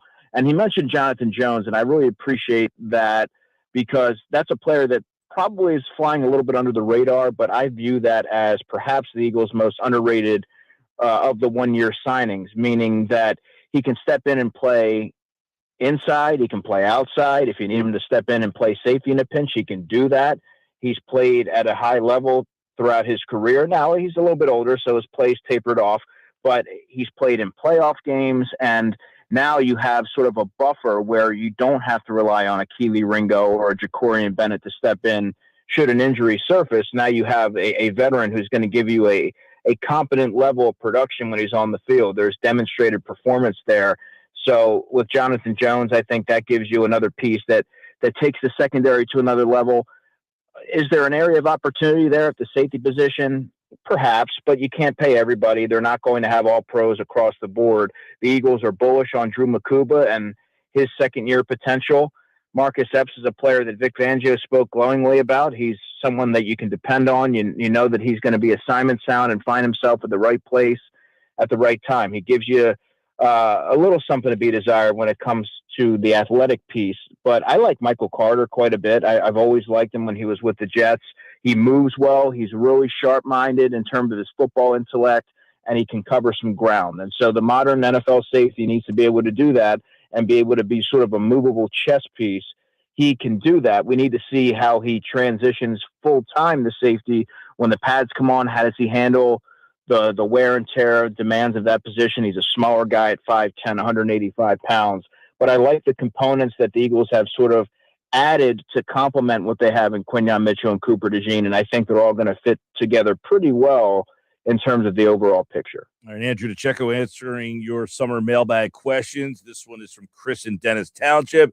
Says, Andrew, I noticed Dallas Goedert, Grant Calcaterra, and they drafted Eli Stowers out of Vanderbilt. Do you look at that as a luxury pick, or is this more indication of a lot of 12 personnel?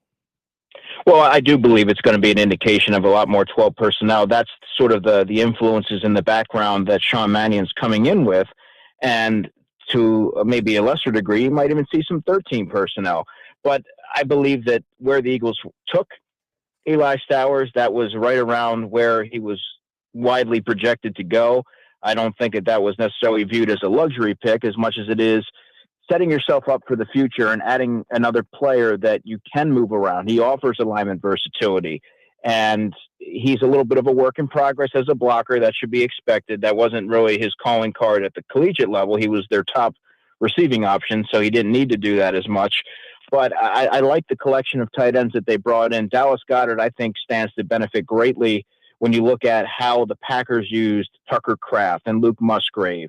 And then you have Johnny Munt, who can be that blocker. Eli Stowers, while I don't expect him to sizable role as a rookie because he is limited in terms of his blocking, I think that there are going to be moments where you can see it come to fruition. You can see the Eagles' vision come to fruition in terms of how they move him around and the mismatches they can create with him. But then next season, of course, they pass the baton in all likelihood to Eli Stowers to be the tight end of the future. All right, Andrew, let's see what Steve in Mays Landing says. He says, Andrew, let's go around the division. Dallas, Washington, Daniels is back, and the Giants are the Giants. Do you look at the Eagles as an overwhelming favorite in the NFC East this year, or do one of these teams worry you?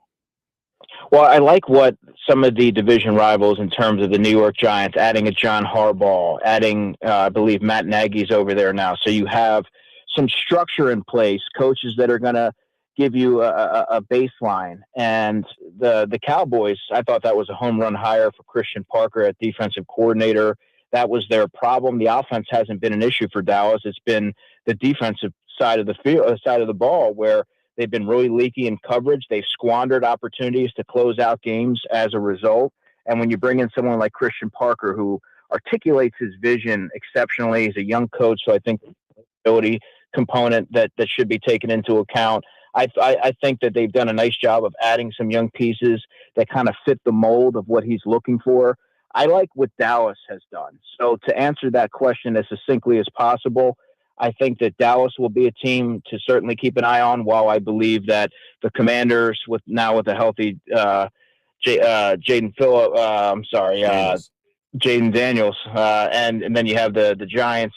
They're still a couple of years away, I think, from being a viable contender in any capacity. But the Dallas Cowboys, because they've shored up that defensive side, at least right now on paper, I think that's a team to certainly earmark as one to follow along. It was funny, the Washington thing, we were talking about this yesterday a little bit, Andrew, where it feels almost like when they had Robert Griffin III, that first year, it felt like, oh my God, you're going to have to deal with this guy for 10 years. And then after that, it was like, you hope Jaden Daniels, for a football fan, bounces back and really thrives, but you hope he doesn't go down that RG3 because he is a smaller guy. Yeah, he has a slight frame. The way that he plays, it lends itself to taking some big hits. And I would also say that Jackson Dart, if he doesn't alter the way that he plays, he's going to be more susceptible to injuries.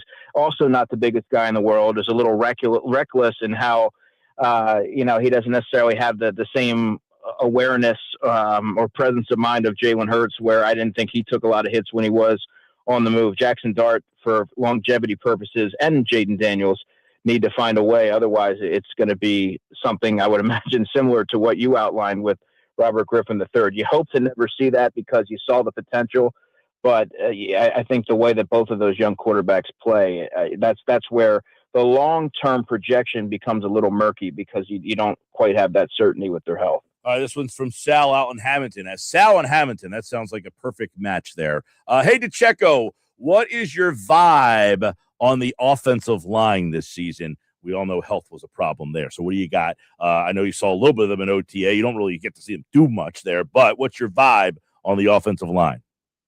Yeah, Sal, I love this question. And you don't really get to fully gauge what they're doing on the field because they're not running the football that much, and spring practices are pretty much geared towards the passing game. But what I did glean is the optimism and eagerness from whether it was Lane Johnson, Cam Jurgens, Jordan Mailata, about sort of embracing this new system and how it's going to accentuate what they do from an athletic standpoint, but also from a health perspective. Lane Johnson just seemed, and Cam Jurgens, they just seemed refreshed, reinvigorated, and I believe that that's going to really translate onto the field in the dog days of summer when the pads come on and they're really ironing out some things and pinpointing what they want to do in terms of the run schematics and things like that. So I think there should be a lot of enthusiasm and optimism as it surrounds the offensive line. They didn't drop off in terms of talent. As we all know, they fell, the pitfall there was attrition. And for the Eagles offense to really take flight, it doesn't necessarily matter all that much if Sean Mannion's the evil genius that Jordan Mailata billed him as, or if Saquon Barkley looks to be a little bit more spry. If they don't have the offensive line of 2024 or even something comparable to that, it's not going to matter what this offense looks like. The key to their success is up front there in the trenches, and I think right now there's a lot of reason and just reading, body language and things like that. All right, let's go to this one is from Rick over in Egg Harbor City. Has to do with the edge rushing. Jonathan Grenard, huge addition, but Nolan Smith, Jalix Hunt, which guy do you think will have a bigger impact this year? Jalix Hunt to me. Jalix Hunt and Moro Jomo, I've sort of pinpointed as my two defensive breakout candidates that become household names at the end of this season. So Jalix Hunt, to really offer a different perspective here, he played 693 snaps last season. That was 452 more snaps than he played as a rookie, and he led the Eagles edge rushers in snaps, sacks, quarterback hits, and he led the defense in interceptions. He also tied with Jordan Davis in tackles for loss, which I believe was 9. So this is a player who took a pretty sizable leap from year 1 to year 2, and Vic Fangio pretty highly of Jalix and his progression, saying he just needs to keep doing what he's doing. He's going to keep getting better and better. That's what you want to hear. That's what you see when you're watching him out there on the field in the spring. And while you're not seeing the hand-to-hand combat where he's battling offensive tackles or anything like that, there's no pads in the spring, but you can see the size that he's put on, the refinement in terms of his pass rush plan. And he talked about his attention to detail being the biggest difference in his game entering free, learning how to react, when to react, and just his sets and things like that. So Jalix Hunt now also goes into this season playing opposite Jonathan Grenard. And he was sort of unlocked a little bit in week 10 when the Eagles added Jalen Phillips at the trade deadline, where he had 5.5 sacks down the stretch, just one prior to the arrival of Jalen Phillips. So I think now you're going to see Jalix Hunt really turn the corner in year 3 and push for double-digit sacks. All right, a couple more on our summer mailbag questions for the guys from Inside the Birds. Andrew DeCecco's in the hot seat today, and Chris in Ocean City says, with all the recent stuff around the Birds, is it a Super Bowl or bust type of season for Nick Sirianni? That's such a hard question to answer because I don't know that would be the case. You want to see strides made offensively. You want to see the defense continue its ascent. And I do believe that they're going to be among the NFL's elite, certainly with the pieces that they've added. And then you also have the storyline of it being the third season with Vic Fangio, and many of the core players on that group are entering their third season playing together. That being said, to say Super Bowl or bust for Nick Sirianni, I think that's a little strong. Now, the roster as it's currently constituted, as long as they stay healthy, there's not much of a reason why, barring the offense just not meeting expectations, making a deeper run in the postseason. And I think that they're going to do that, and that should be the ultimate measure of success. As long as you don't see a lot of the prevailing themes that we've seen over the past couple of years and the shortcomings with the passing game sort of reveal itself, I think that should be viewed as a successful season, Super Bowl or not. All right, let's get one more in from Seth in Washington Township here. And he says, why do you think that Jalen Carter has not got an extension yet? Well, you have the shoulder thing that you want to maybe see how he returns from that. This is a sizable investment that they're talking about here, and no one's going to dispute that Jalen Carter, when healthy, has been a centerpiece on this Eagles defense. But then you also have the maturity component. Can't get tossed out of a game, spitting on the quarterback. You have to make sure that you're falling in line with the team's core values and not letting your emotions get the best of you. So this, to me, I mean, and they did, pick. If I'm the Eagles, I want to see how Jalen Carter bounces back, and what are you seeing from him in terms of overall growth? I've been pretty clear of my bullishness for Jalen Carter. I think he has the ability, and had it not been for last season, he should be viewed among the top defensive tackles in football. And when you look at what he can do from collapsing the pocket, commanding double teams, it opens so many other things up for his teammates to feast. But I think that kind of speaks to why they're waiting. They want to see how he looks in his return from the shoulders, and you want to see him continue to grow in terms of maturity as well. So it's kind of a multifaceted, multi-layered discussion, but that would be my immediate thoughts there. All right, we got the summer mailbag questions for the guys. Keep them coming in at Mike Gill Show. Text board on the White Horse RV text board 609-403-0973. Email, of course, as always, Andrew's back on Thursday. Adam's here tomorrow. Jeff will back on Monday for a Mosher Monday mailbag. Great questions as we lead into training camp. We'll also have our division previews coming up. We'll take a look at all the teams in the NFL, and that will lead us right in to week 1 right here on Football at 4. Andrew, we'll summer mailbag for you. Looking forward to next week, man. Appreciate the questions, everybody. Thanks, Mike. Andrew DeCecco, everybody. Make sure you check out the Inside the Birds podcast on all podcasting platforms. And don't forget to check out all the games at the Fanatic Sportsbook at Ocean Casino Resort in Atlantic City. Big screens, big bets, game day hits different. You want to see Matt Rife July 24th and 25th at Ocean Casino Resort. Joey Diaz is there on August 7th. And Sebastian Maniscalco September 17th through the 20th and 24th through the 27th. That's all over at Ocean Casino Resort in Atlantic City. I am Mike Gill. This is the Sports Bash. Keep our summer mailbag Football at 4 theme going. We'll do that again on Monday with a Mosher Monday mailbag here. And, of course, you can get your questions answered from the guys from the Inside the Birds podcast each and every week on Football at 4. Summertime football at 4, but how about summertime with soccer? Celebrate World Cup 2026 with Soccer Fest at the Camden Waterfront, June 25th through the 27th from noon to 10. Watch across all 3 days on huge outdoor screens. Sign up for the New Jersey Youth Soccer Association sessions held at Rutgers Camden Field. Shop local at the Made in Camden Village. Check out the International Food Market, South Jersey's award-winning wineries and breweries, live music, and more. What a great event. be sure to take the Patco to the City Hall station or take the New Jersey Transit River Line. Register for free tickets in advance at soccerfest26.com. That's an awesome event. And, of course, Friday night in Philly at quote-unquote Philadelphia Stadium. That's why the Phillies aren't playing on Friday. That was the weirdest thing. It's like they have a Thursday game but no Friday game. I don't think I've ever seen that before. And I think the same thing is happening next week where they have a Thursday game and not a Friday game. I thought it was a misprint. It's like, what the heck is this? USA Soccer back in action tomorrow in the FIFA World Cup. They're playing the Aussies, Australia. I think they're out in Seattle, I think that game is. It's a 3 o'clock start for USA, Australia. Both teams have won.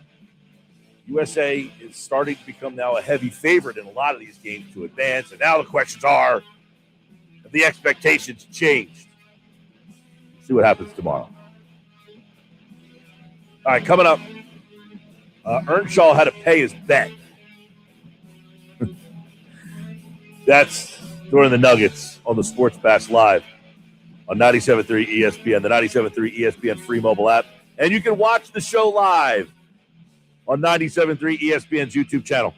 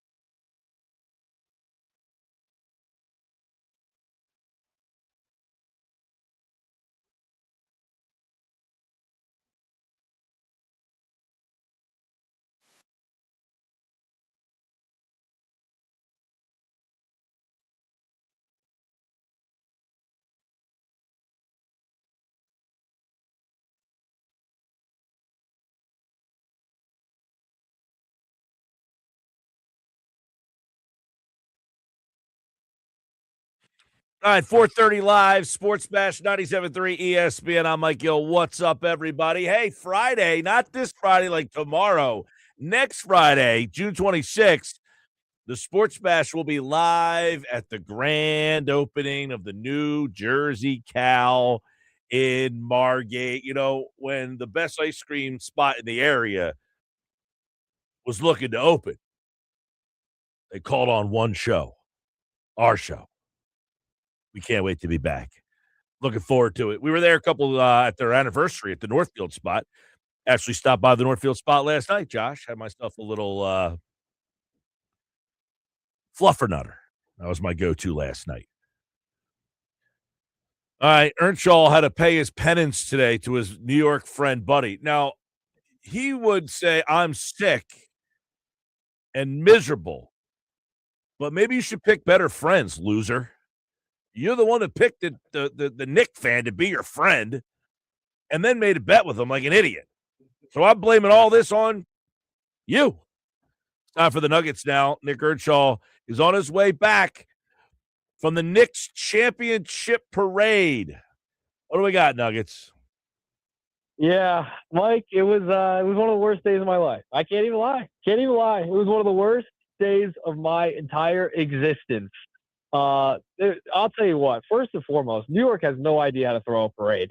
That was one of the most boring parades I've ever attended. I mean, there was no energy whatsoever from the fans. And I think part of it was there were so many rules in Philadelphia when you go to parades. You have a good time. There's everything to do. And they were cutting people off. They were turning people away. They just have no idea what they're doing with parades up there. So that's first and foremost, okay? Where Very was boring, the parade? Low energy. It was on Broadway, and it was only about 0.7 miles long.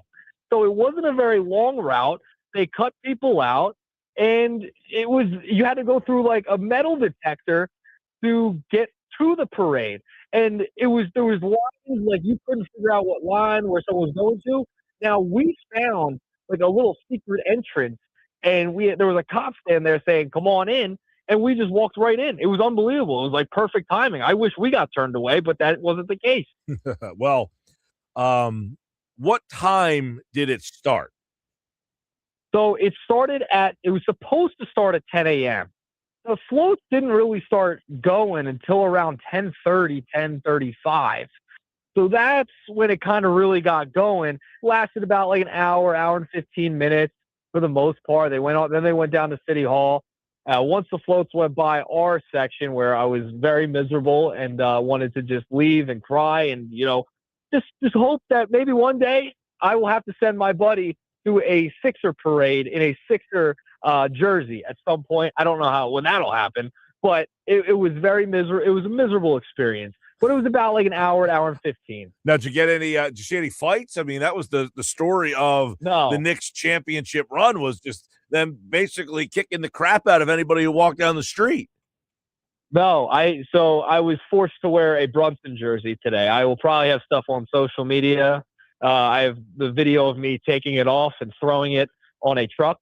So that did happen. But no, it was a very low energy type of atmosphere because there wasn't a lot of let me say this. It was a dry parade. It was a very dry parade. Not a lot of energy. It didn't seem like they were having fun for the most part. Like going to Eagles parades, if you have been to an Eagles parade, you know that thing's electric from the train on. I mean, I feel like I was going to a morgue at points during the day because there was just no energy. It just felt like a wine and cheese parade to me. Well, that's I guess unfortunate if you're a Knicks fan. I mean, I am not a parade guy, so I don't have any interest in going to my own parade, let alone having to go to the Knicks parade. But it sounds as if at least this was like pretty laid back and low key, more my style. Yeah, it was very like if you got in, right? Like you had to get there early. There was a ton of people. They turned a ton of people away. But if you did end up being the lucky ones to get in, it was not like it did not feel like a Philadelphia parade whatsoever. It was very low energy. It kind of felt low key. I mean, they weren't even tossing. They were tossing what's it called? bathroom stuff, like toilet paper. They were throwing toilet paper back and forth. And like at the Eagles parade, our GM got clocked with a beer. Like that didn't happen. You didn't see that at this parade. They were throwing toilet paper back and forth and shredded paper. That was really all they were doing. It was very like it felt like a PG parade. That's what it felt like. How long did it went? Like when did it start? When did it end? So like I said, it was supposed to start at 10 o'clock. It really didn't get rolling until like 10:30, 10:45. And then when they went by, you texted me at 7 o'clock this morning. Yeah, we had to wait there for about 3 hours. Oh my God. We got it. Yeah, we had to wait there about 3 hours, took the train up. My buddy, very, very big Knicks fan, loved to see my misery. He took videos all day, pictures. He was very much enjoying himself while I was sitting there miserable. Now, this is payback because I've taken him to 2 parades. He's had to deal with 2 Eagles parades. Now, does he agree with you? Yes. Listen, this is a pact that has been set in stone for about almost a decade now. No, I'm saying, does he agree with you that the parade was very meh next to a Philly parade? Yes, he does. He did agree with me, and he would admit this, that especially in the beginning, half of the parade where you're kind of waiting there and, you know, they're throwing toilet paper and all, he's like, I was kind of bummed out. It wasn't what I thought it would be. It was not enough energy. No, well, I'm not a parade guy, so I don't know what, like, the routes are, where you start, where you end, how long they're supposed to be. Like, these things are, to me, I have no desire to go to the parade where people are like, I want a parade. I'm like, I don't care to be at a parade ever in my life. I thoroughly enjoy it. When I went to the Eagles parade last year, I was the captain of my group. Okay, I was the captain. I led the way down to the Art Museum steps. All right, I did it. And I had like a bag and a funnel of filled with an adult beverage. We'll just put it that way. And it was a good time. That was a lot of fun. And you were high-fiving. There was Eagles chants. I mean, there was very minimal chanting. Like the Eagles, we get chants every 5 seconds someone's starting something. Here, there was not a lot of chanting. There was just not a lot of singing. It was just kind of like they got excited when the floats went by, and that was really it. Well, that's interesting. So I feel like the spot for the Phillies, you know, going down the Parkway there and ending at the Rocky Steps and doing it there is just such a perfect backdrop for ending a parade. Like, I'm not a big New York. I don't go there. I've only been there like a handful of times. I just don't care to get there all that much. And I just don't know where the right spot would be if they have that perfect backdrop like Philly seems to have. This was way too short. It was like less than a mile. And it was too cramped. Like they couldn't fit. They turned away, I would say, probably close to 1 million people. I mean, they had that people that could not get into the parade. Yeah, because you had to go through like metal detectors. It was wild. Like I had never experienced anything like that. And that's why like it wasn't as like high energy, I think, because people weren't really consuming adult beverages for the most part. You could only bring in a water, no bags, nothing like that. They got rid of all that stuff, and it was just kind of you yourself, your phone, and maybe a water bottle. Wow, that sounds like a lousy day. That's what I mean. It was miserable. It was miserable for me. I had to spend a train ticket to go up there and back. Oh, so he didn't even. I guess you have to do this on your own dime too. You lose the bet, you got to pay for it. Yeah. Well, my buddy, you know, we split it. You know, I paid for the train ticket. He gets the dinner. All right, he's gonna get the dinner, and you know, because he feels bad. He feels a little bad that I had to go through all that, so he gets the dinner for me. Well, you know, hey, you probably get one 53 years from now. So just get ready for that'll probably be your next one. Yeah, they're not going to get one for another 50 years, so it's all right. But we'll have another Philly parade to go to. I guarantee at some point within the next 5 years. Well, I got some nuggets, quick nuggets for you here. I don't know that you've been paying a lot of attention today, but a couple things. We know Andrew Painter got sent down yesterday. Yeah. Today, the Phillies have called up Seth Johnson and Bryce Wilson. They have just signed Kobe Allard as well. He's going to go to AAA, and Tanner Banks has been sent to AAA as well. So they've already, moved him down, and then they announced today that Adolis Garcia is going to be out for the year. But Seth Johnson is up, Bryce Wilson is up. They signed Kobe Allard, who was here a couple of years ago, left-handed pitcher. So he could be the guy that ends up getting the Andrew Painter starts. And by the way, Dave Dombrowski just spoke moments ago and said Painter will not pitch in his next start. He will just do side work, and they will try to evaluate what is the problem. Dombrowski says, quote, most of it is delivery oriented. Jeez. It's not good. I texted you yesterday when the news came down, like right after the show, that Painter was getting sent down. I mean, he just has not looked himself at all since he's come back from Tommy John. If you even go back to last year, the 6 ERA. It doesn't shock me that this is happening. It needed to happen. We talked about it on the Nuggets yesterday. So not a shocker. And then the Adolis Garcia news that he's going to have surgery next Wednesday, June 24th. He's going to miss around 6 to 8 months. So that's a long return for Adolis, and you probably won't see him in a Phillies uniform again. I would imagine, right, that he is, because he is a free agent at the end of the year. So I would imagine the Phillies move on from him. By the way, I got people texting and says, I was at the parade today and I have no idea what Nick is describing. But I guess when you start with a sour attitude, that's how you perceive as what is going on. That's from Bob and Galloway. That's what it was like. I'm dead serious. That's what it was like. There was not a lot of energy. I'm only taking your side a little bit in this because you said that your buddy, who is a Knicks fan, he agreed with me. Also agreed that the parade was now. Was there multiple routes? Were you down a side street? Like I mean, I know the Eagles when they did theirs, they start at the stadium and then they kind of so like you have to kind of like there's all different areas. You could have been in a bad area maybe. Well, and if you're also waiting for 53 years, I mean, anything is going to be great to you. But they turned tons of people away. I mean, tons of people away. And I don't know if it was where I was at on the route, but it was a very low energy compared to when I've gone to Eagles parades. It was not even close. Compared to the Eagles parade, not even in the same stratosphere. Interesting. Well, Bob and Galloway has a different view. He said that you went in with a sour attitude. I did. Well, that's part of it, too. I went in with a very sour attitude. I did not want to be there. I did not want to be there one bit. It was awful. It was one of the worst days of my life. Well, let's update the poll question and see where you're voting here. Game 75 for the Phillies. You should have stayed and watched the Phillies Mets, by the way. Yeah. I think I'll make it back in time for the Phillies Mets. I think I'll make it back. You could have gone to the Knicks parade and only watched the Mets thing. You can keep the same gear on, blue and orange. Game 75 tonight. Most disappointing Phillies player so far. So far, we have 59% for the leader, about 30% for the guy in second place, and about 11% for the guy in third place. We gave you three options: Andrew Painter, Trey Turner, Brad Keller. Easy. Trey Turner has to be the most disappointing out of those three. No doubt about it. I kind of expected Painter to struggle a little bit, and then Keller, you never know with relievers.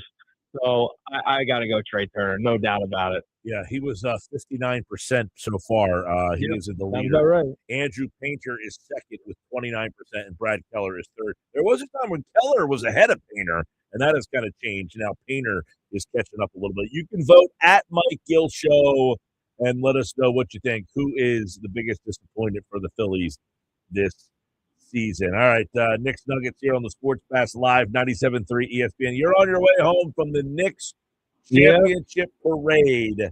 And, well, good luck with the rest of your day, man. It can't be any worse than what you already experienced, right? No, it can't get worse than that. That is the top two worst day of my life. There you go. All right, Mike, I'll talk to you. I see you, man. All right, Nuggets are back tomorrow here on the Sports Pass Live, 97.3 ESPN, the 97.3 ESPN free mobile app, and live video streaming on the X platform, YouTube, at Mike Gill Show. You can watch the show live. So he said it really down in the dumps, man. It sounded like he was just depressed, and then he was almost depressed that the poor parade wasn't any good. Like, if you're going to go to the parade, like, you get wrapped up in the moment, other people, the energy. You're in New York. I get it. They're celebrating something that you're not on board with, but it's a bummer that it ended up being just a wah-wah. I'm not in for the parades. I have zero desire to go to a parade. So this sounds like a parade that would have been up my alley. Well, it was talked about online by several people that they were almost shocked of how time crunched the parade was. It was almost like they're trying to get it done and over with as fast as possible. And well, I would say this. Based on the behavior of their fans, sure, I'm sure they were a little nervous about having that many people out and about all day. Now, he's saying there wasn't a lot of adult beverages. That probably helped. That's why it was a little late. Maybe it was. Maybe people were, maybe doing something else to drink. Maybe they were consuming something else. And they were just relaxed and having a good time. I don't Well, know. I've seen a lot of videos and stuff. I mean, it just looks like, people acting idiotic, climbing the poles, Right. dancing around, people doing this and that. But I don't know. I'm not really like yearning to find out whether the Knicks had a great parade or not. Listen, like you said before, Nick put himself in this situation. So whatever happened next was always going to be on his shoulders. So whether it was a good parade, a bad parade, wearing Knicks gear, not wearing Knicks gear, at the end of the day, it falls on his own shoulders. All right, coming up, Dave Dombrowski spoke moments ago. We're going to hear some from him. He was asked about two things. One,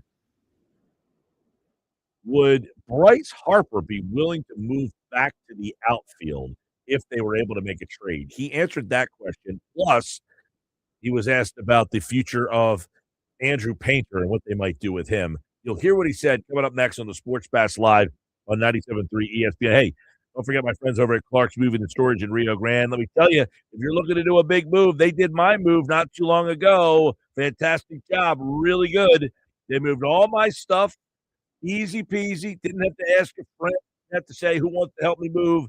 I called the guys at Clark's Moving and Storage at 609-889-0780.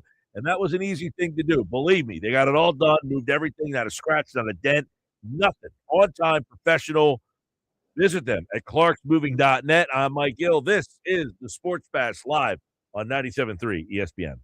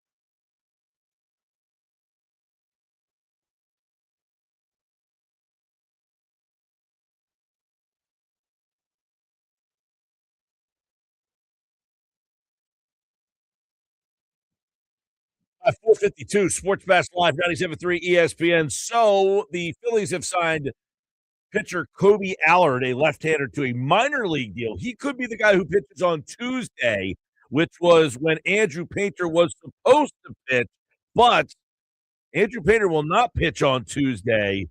Here is what Dombrowski said his next goal, when he's supposed to start, what will happen. At this point, I mean, difficult that we want him to continue to pitch, start pitching well. I don't think it was difficult. It's been struggling at this time. So we think that the best thing for him is to kind of get reset, to work on some things with the pitching people, have talked with him. He's been working on it now, and they tell me he's been doing very well on the sides, hasn't carried it over to the game yet. So difficult, but sent many good pitchers down, many good players down. They go down and they get reset. They come back and can do well for you. So Dombrowski basically said he's going to talk to some of the pitching people.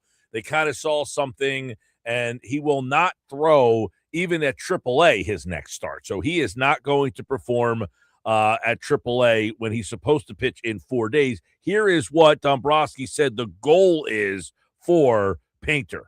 He's going to throw a couple sides to start off, and then we'll determine when to put him into the actual game.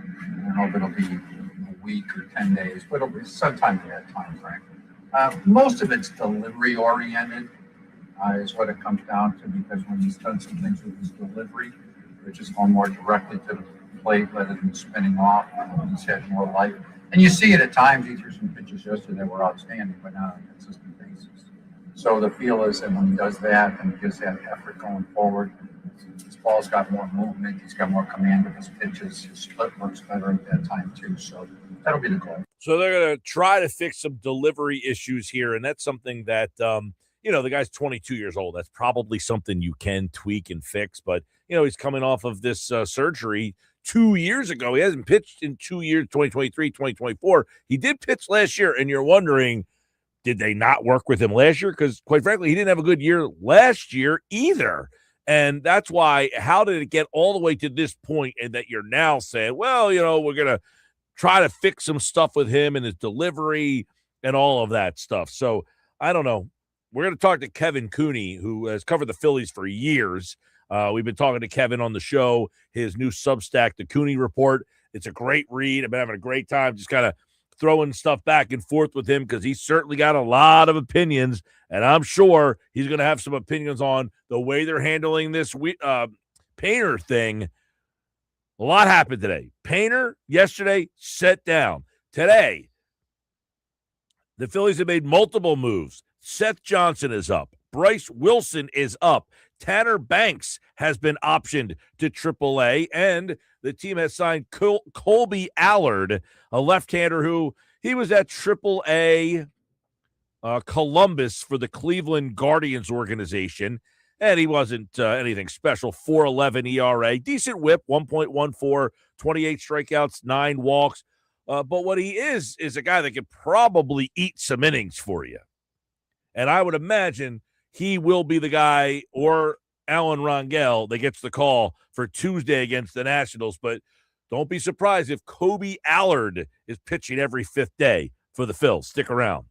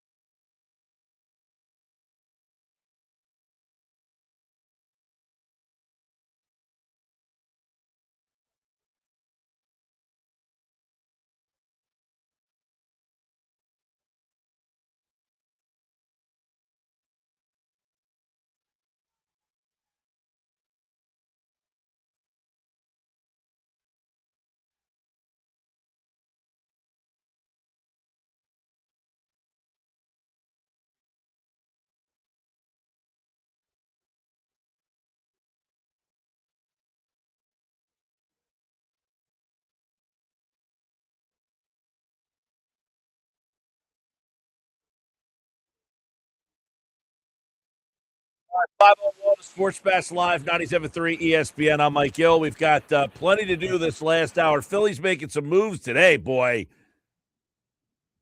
Yesterday, demotes Andrew Painter. We'll get into that. Today, they call up Seth Johnson, Bryce Wilson. They demote Tanner Banks. They say that Adolis Garcia will miss the rest of the season, and they have signed Kobe Allard to a minor league contract. Let's check in with our buddy Kevin Cooney. His Substack is fantastic. The Cooney Report, we're having fun reading that, and he'll join us now to talk more about what's going on with the Phillies, who have all sorts of moves to make and decisions to make. And, Kevin, we like to see how they got to this spot, as obviously they got the big problem with Painter. They got other problems that we'll dive into as well. And yet they are making up some ground in the National League East as they sit just 6.5 games behind the Atlanta Braves. Let's start with the decision yesterday. Andrew Painter, this seemed inevitable. This was the only decision to make, right? It's probably about a day or two too late, to be bluntly honest, or a start or two too late. Andrew Painter has been really crying out. His performances have cried out for a AAA send down here for about 3 starts, I would say. And so they had no other choice. When you go up 6 in the first 2 innings, I know there were some defensive issues behind them, but you have to do it. And especially because it's a mechanical thing. And I don't know if Caleb Cotham would have been able to fix him up here. I think it's better that he gets away a little bit, goes down to Lehigh Valley, takes about 3 weeks before the All-Star break, and they try to get whatever they're going to try to get out of him done and see where it goes from there. I think that's where the whole Painter thing, though, Mike, it points back to a problem we've had about a lot of different things with this roster. They didn't have a plan B. Plan B was Taijuan Walker, and that's not a plan B. I mean, we're mentioning Alan Rangal in here. He's not a guy who I think anybody really considers major league ready or major league worthy. Their farm system is pretty bare when it comes to starting pitching. That's probably what kept Painter here, and it shows another Dave Dombrowski failure in that regard. Yeah, they just signed Kobe Allard, who, has been a guy who's bounced around and been solid. I would imagine that he, over Rangel, gets that call up on Tuesday maybe and pitches the game, and he's just kind of a serviceable lefty. And, Kevin, I don't know what they think they're going to do with Painter, but Mike, here's the other part on this, okay? And this is where I'm kind of going from. This is not a new problem. We talked about this in the offseason about them having to go get a number 6 starter. We heard Rob Thompson talk about it all the time. He needs 7, 8, 9 guys to get through a summer, and they never did. Yeah, and it looks like some of the reporting is that they, hope he's not going to start. He's not going to pitch on Tuesday, which is his turn. They're going to work on his mechanics, but there's been some reporting that they hope that he would be back sometime around the All-Star game. So it sounds like they're hoping they can fix this thing almost on the fly rather than really getting their hands dirty here. And the thing is, I don't think this is a Andrew Painter's done forever kind of deal. In fact, and I'm writing the Substack for tomorrow, and part of my notes thing at the bottom is I don't want them to trade Andrew Painter. I don't want them to trade at a low ebb on Andrew Painter because I think that's when you get burned. And I think, honestly, with Justin Crawford, I've heard people talk about Justin Crawford at the deadline. You're going to trade them at a low ebb if you trade him now. So I'm not trading him before August 3rd. I'm not. I would rather them just kind of suck it up, ride with what you got this year, see where you go, and then, at least you have those two as part of your future whenever the lockout ends. Got a lot of revisionist history, though, on Painter. A lot of people saying, you could have traded this guy in 2023, and you didn't do it. I don't think those things are fair because I agree with you. But I will say this, Kevin. I look back, in 2022, he's a 19-year-old kid at 3 levels. He dominates Clearwater. He dominates Jersey Shore. At 19 years old, he goes up to Reading, and he dominated up there. He had 155 strikeouts and 25 walks in 103 innings. He has 24 walks right now in 63 innings, and he's not anywhere close to a strikeout per inning, let alone 155 and 103 innings. He was a dominant kid at 19. You could have seen this possibly last year, Kevin, that something was wrong. That's where it's perplexing that they handed him this role. And that's the thing. It's when a guy comes off of Tommy John, you look for two aspects. You look for the physical stuff. And look, he's still throwing 97, 99. Okay. So that the velocity did not dip, okay, as much as I think people have portrayed. But the movement did. And his location did. And so them just giving him the spot out of Clearwater, which they did, I agree, was baffling. And I still think he'll be fine. I don't think this is one of those things of suddenly it's Gavin Floyd and you're unloading him for just whatever you can unload him for. No, I don't think it's that. I think we're at a point right now where you work on the mechanics and you really hold more to the account the people who decide to just give them the jobs, with no, after a poor minor league season last year, pretty much in Lehigh Valley. Yeah. Well, the Painter thing is one. His start on Tuesday, they're going to have to figure that out, and then maybe a handful of starts. He is not going to make a start at AAA right away. They're going to try to work on his mechanics there, so there's that. Then they call up Seth Johnson today and Bryce Wilson. They demote Tanner Banks. You now got Keller on the injured list. Banks was a key guy for this team last year. Kevin, when they entered the season, I can't imagine they thought they were going to have to potentially add bullpen help. No, I think you're fair on that because the Keller move, I think they felt solidified the eighth inning in front of Duran. You hoped that Alvarado and Kirkring would team up for the seventh. Alvarado's not been great. Kirkring's probably been the second best guy, to be honest. He's been really good in a lot of spots, and he's bounced back nicely from what happened in Los Angeles last year. The test on that could be when you get to October. But, to me, the Keller thing is an example of, and Jason Stark always has told me this. Jason's line was always, you get guys a year after they had a good year. Okay. In a sense of usually you have a good year as a reliever, then you have a bad year, then you get a good year. It seems like the Phillies never got that memo. They signed Keller. All right, the Romano thing was different because he was coming off an injury, so they tried to buy low there. But all these kind of moves that have backfired on them involving the bullpen have been signing guys coming off good years and getting burned because of the fact that they're not as good as everybody thought because just the natural flow of the sport. They gave him real money. Plus, if you had a good year, you probably got used a ton too. Well, that's that's true too. But and they gave him real money for 2 years. Normally, the bullpen guy doesn't get the 2 years, but they gave him $22 million. Mm-hmm. So I agree with what you said. They felt that having Alvarado back after missing the playoffs last year, then getting Keller and Duran, that they had their 7th, 8th, and 9th innings on lockdown, and that would not be something they have to think about. Now you're back in this thing where, maybe they have to get a Aroldis Chapman or, maybe add some more veteran bullpen stuff on top of the fact that they probably are going to need to trade for a starter here or add another guy because I don't know about you, Kevin. You might not be writing Painter off big picture, but can you really think that he's going to come back and help this team this year? But the thing is, Mike, for the playoffs, and they're going to make the playoffs. I mean, you talked about the fact that the Braves are backsliding. I don't think they'll catch Atlanta for the division, but for the playoffs, you got your 3 starters. I've heard the Skubal, and you and I talked about the Skubal stuff. Yeah. You don't go after Skubal.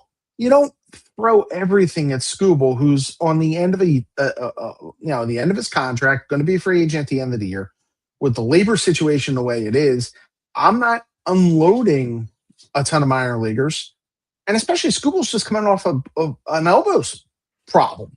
So, to me, that's, they're 3 for the rotation for the playoffs for a 5-game series or a 3-game series are going to be fine. My issue is obviously, when you get to a 7, let's assume you get to an LCS, you're going to have to go bullpen game in there. you're probably starting Nola just to say he's on the roster, and then going to try to work a way through that going forward.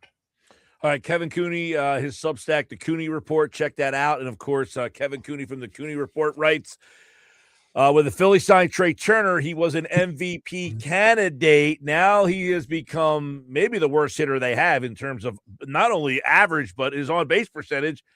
I think when Garcia went out, it's become the worst on the team. Give me your expository on where he sits right now with this team and why he's a big-time problem. Well, he's a big-time problem for a couple of reasons. The most obvious is the contract. The contract now is just an albatross. It's an anchor on them. And you still got it for 7 more years. Oh, my Lord. And by the way, for the record, Kevin Cooney, I tweeted out last year, even when he was performing, that if I could amnesty one deal, his would be the one.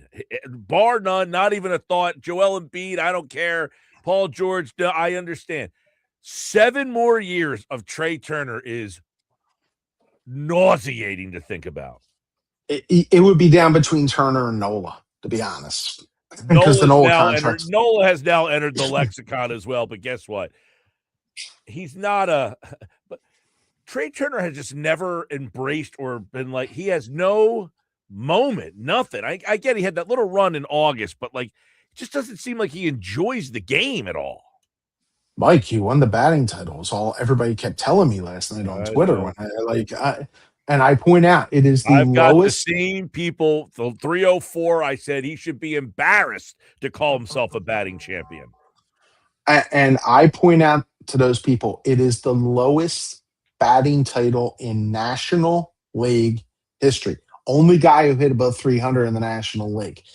The next lowest is Tony Gwynn at 316, so 12 points higher back in like 1988. I believe. Hey, listen, so he had a solid year last year. Like, he was good. I'm not ripping him, but like I said, if that's the best year you're getting out of him, did you get your ROI for $300 million? You did not. No, and defensively he's a liability. You can't move him to the outfield because of the fact he doesn't have enough power to really justify him in the outfield. His speed is still there. Well, that's got more power than the guys you're playing in the outfield most nights. Well, that's true, but it doesn't justify the salary. And so there's the big problem, and they're stuck. I mean, the Harper contract, I know it's going to be bad the last couple of years, but you have enough return from earlier. You had, you look at the Harper contract. Schwarber, I know that might be bad at the end. Schwarber's giving you everything, so I kind of don't have a problem with it. Same with Real Muto. I know the second deal is not good by any stretch of the imagination because he's breaking down. He's a 35-year-old catcher. But what JT did kind of justified it because of what he does, especially with pitchers behind the plate, or running games from behind the plate. I don't get what Trey Turner has brought. And what's so disappointing is when he got here, you thought he was a future MVP. He is nothing close to that. Forget, even if he's not an MVP, Kevin, you're right. When he signed, you were coming off of World Series, and you're like, what's the one thing this team needs? A guy with high batting average, high on base, steal a bag, not a lot of strikeouts. Here, he swings and misses. He's not on base. I mean, he's everything now. He's nothing now what you thought you were getting then.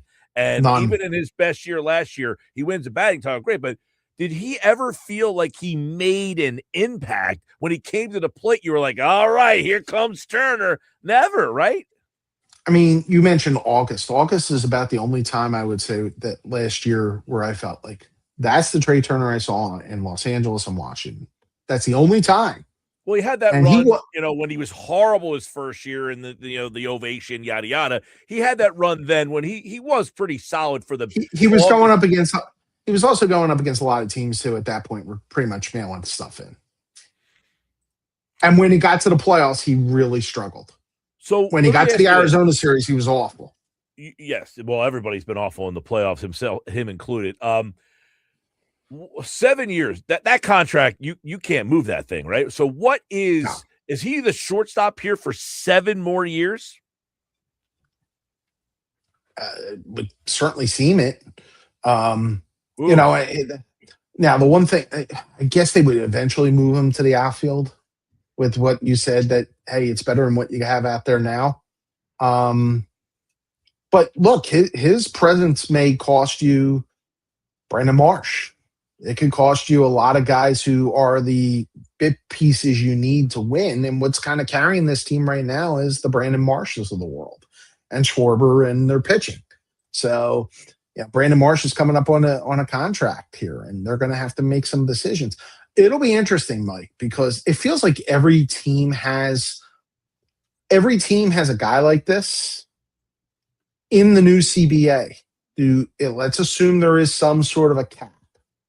Do they allow teams to just pay a guy out, but it's amnestied off of your salary structure, kind of like the NHL did, where it's the buyout, but you get to clear out the ranks? That'll be interesting to see, because it may appease the Players Association because the player's going to get his guaranteed money, and it may allow teams to kind of get out of contracts like the Turner one. We're talking with Kevin Cooney. Kevin Cooney, the Cooney Report is his new Substack. You should check that out. And the other thing is they have hold on for a second. Hi, Reese. How are you? Reese, the dog. Reese the dog is in the Reese the dog is here. Yes. Let me ask you. Today they made it official. Adolis Garcia is out for the season. We kind of thought that anyway, and I'm sure they knew that. But can they keep running this right field situation? It appears that they are platooning Crawford and Garcia and Rincones at the same time. I don't know how long you can keep moving Derek Hill around the pod here. Yeah, I makes the Harrison Bader thing look like it should have happened over the offseason now, doesn't it? I mean, they're going to have to, we talk about starting pitching. We talk about bullpen. To me, it's still right-handed bat for the outfield. I think that's still their biggest issue. So let me ask you this question then. Tyler Ward's name comes up. He's a mediocre mid-level guy, but how much are you willing to give up for a Joe Adell, a Tyler Ward, that level of player? These teams know you're desperate, and they know everybody's desperate, so they ask for more now. I wouldn't do it, but I think they're going to do it because they sense that the window is right now. And Dave Dombrowski, one of the problems, this is going to sound ageist, and being over 50 myself, I cringe at doing it. Problem when you have a 70-year-old president of baseball operations is he's not thinking long term. Let's be real. He's not gonna be the guy who is going to have to deal with the minor league mess. That's going to be Preston Mattingly. So at this point, he's going to go in and he's going to try to find somebody and try to get the right-handed bat, and he doesn't give a damn what he sells. Could be Dante Nori, could be Adam Miller, although that again is selling at a low point. I could just totally see that happening here soon. So. Yeah, I know we kept hearing this for years about Dombrowski, that he'll make the big deal, and he doesn't care about the farm system. But he has not really made, other than the Duran deal, right? That's really the signature deal that he's made. Bader, he didn't give up a ton. Marsh, he gave up O'Hoppe, which, that was kind of a fair swap there. He really hasn't done that big deal where he's given the prospects up. But you're right. The time might be ticking for him to do it. Yeah, because you got to figure with the lockout coming, with the idea that Nashville's going to get a expansion team here, and he's been linked pretty good on that. I just think you're going to see him moving on here soon. I would imagine if they don't win a World Series, right? This is it. If he say, hey, look, we didn't do it. It's time for me to move on. I'll be honest. Even if they won the World Series, I think he would do it. Well, if he wins the World Series, it's the perfect way for him to go out. Yeah, you're right. Yeah. I mean, look, he's a Hall of Fame president of baseball operations, show manager, whatever title you want to put. He's going to end up in Cooperstown. It's still not really been a quality job here. It just hasn't. And we could try revisionist history. It just hasn't been. Tonight's game 75 for the Phillies. First time they're saying the Mets too. Well, do you think Don Mattingly's back next year? No. One and done? One and done. Okay. I don't necessarily think he wants to be back. I think he enjoyed. He's talked about the fact that there's a couple of things at play. One, would it be awkward with him and Preston? Right. And it would. It would put Preston in a bad spot.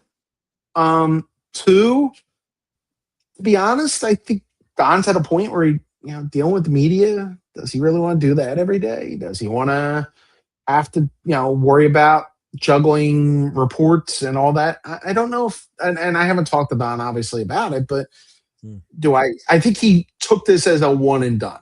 Okay. And look, if Dombrowski's here, it's going to be Alex Cora.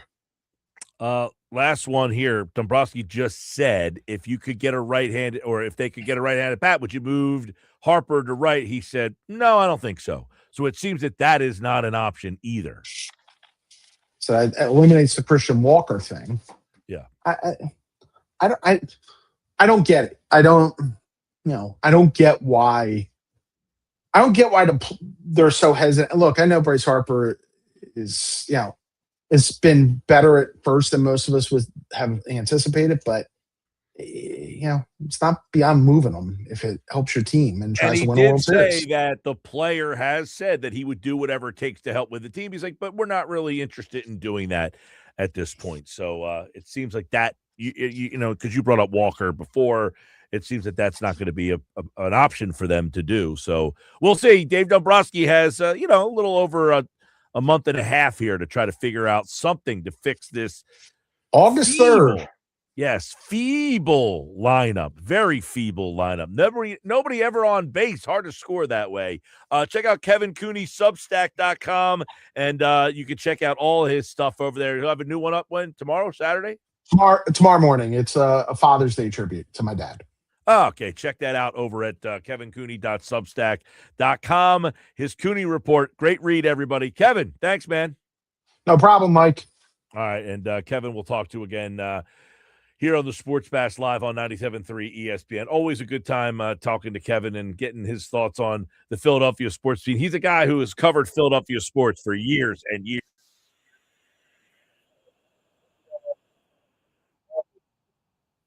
But the new Substack, he writes Trey bleh today.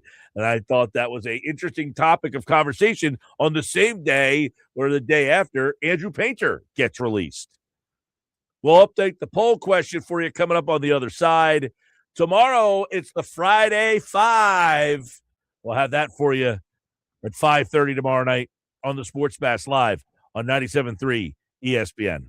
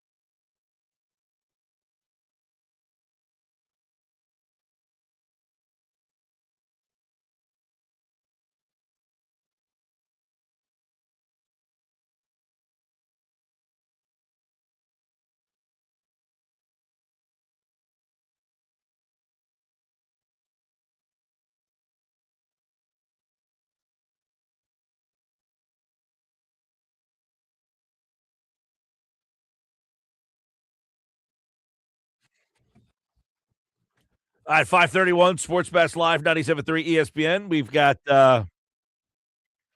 big show coming up next Friday. We're going to be live at the grand opening of the Jersey Cow in Margate. Now, we did this for their anniversary in Northfield.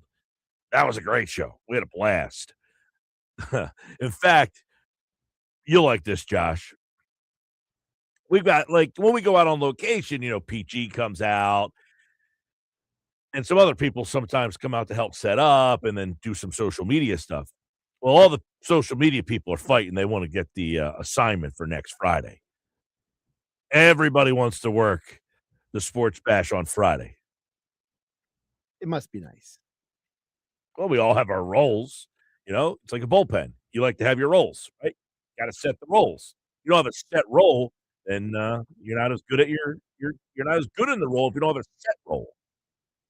So we got everybody trying to get that assignment. Jersey Cow Margate, 7903 Ventnor Avenue. Sports Bash will be live for the grand opening. The last time we did the anniversary party in Northfield. Great crowd. People coming out to get ice cream, see the show. That was last summer or the summer before? It was last summer. Yeah, it was last summer. Why? We had the Super Bowl trophy. I was thinking more because I think that's when Gina was still intern Gina and not Bossy Gina. Well, Bossy Gina wants to work on next Friday. Of course she does. Of course, yeah. Get the assignment to go to Jersey Cow. I mean, who wouldn't want to go to Jersey Cow? I saw it the other day. I was in Margate on Monday, and I saw the building. You drove by and you were like, oh, yeah. And I didn't know we were going to be there. I got the text yesterday. They said, grand opening. We got to have the grandest of grand shows. There you go. Going to have a grand opening. You can only have our show. You can't pick any other show. That wouldn't be fun. You do this show. So we'll be there next Friday, 2 to 6. The Sports Bash will be live at the New Jersey Cow in Margate. Now, we were at Yuri's yesterday. That was a blast. I think Yuri's is one of the more underrated spots to watch a game. Like, you go to Yuri's for the waterfront and sit outside and have a drink. But to go watch a game, the setup in there is really solid. They have the sound on. Yep. And then they showed me the dining room, which I didn't even realize this. They have a blank wall in there. This huge blank wall that they have a projector screen. Yep. And the game is on a wall that's probably like 10 yards. I mean, it's gigantic. I didn't realize that. And then, yeah, their menu, the drink menu, fantastic. I mean, they got a great selection. So we'll be back at Yuri's. We were there yesterday. We will be back at Yuri's for another Phillies watch party on July the 2nd. Will be our next time there. So that's coming up in a couple of weeks. And then we'll be back for the All-Star Game celebration on the 14th. So we'll be there July 2nd and July 14th. So 2 chances in July to check us out at Yuri's. And then we're at Ventnor Social on the 29th of July. And that's the day we're giving away the trip to Baltimore. So if you want to win that trip to Baltimore, you got to come out on the 29th. And if you've already entered, you came and saw us at Ventnor Social at one of our previous shows, you already have some entries in there. You come out and you may have 2 or 3 entries. We've been there 3 times. And then we will be back at Yuri's on August the 12th. And then the 26th of August, we'll be back at Ventnor Social. And then in September, we'll be at Yuri's one more time as well. So we do have a bunch of live shows coming up for anybody who wants to come on out and see us. But Friday, we will be at Jersey Cow. All right, what do we got here? Hit me with your best sound. So while you were talking with Kevin Cooney, apparently MLB Network insider John Morosi was also talking about the Phillies. And he was asked about, because of Andrew Painter being demoted, if the Phillies will be in the market for pitching at the trade deadline. Check in on the Phillies as they work through their options. It does seem to me that this will be a spot that they look for with Painter now being sent down to the minor leagues. Of course, when you look at their top 4, it's probably as good as anyone else right now in the National League with that group now that Zach Wheeler has come back. But as Don Mattingly said last night, you can't wait forever on the performance to come around, even as talented as Painter is. I did see this earlier from other outlets as well. Matt Gelb at The Athletic and Charlotte Barnes from The Athletic saying that the Phillies are going to be interested in some back end of the rotation stuff here. Well, it might not just be back of the rotation. That's where Morosi kind of floats into your territory, because he says there's a specific to be talking with as we get closer to the deadline. We're still early days here, but the Tigers and Phillies have done a lot of business in the past, a lot of trades. Of course, Dave Dombrowski, a longtime executive in Detroit. He knows the organization well. It's not just Skubal. Skubal is the big name to watch.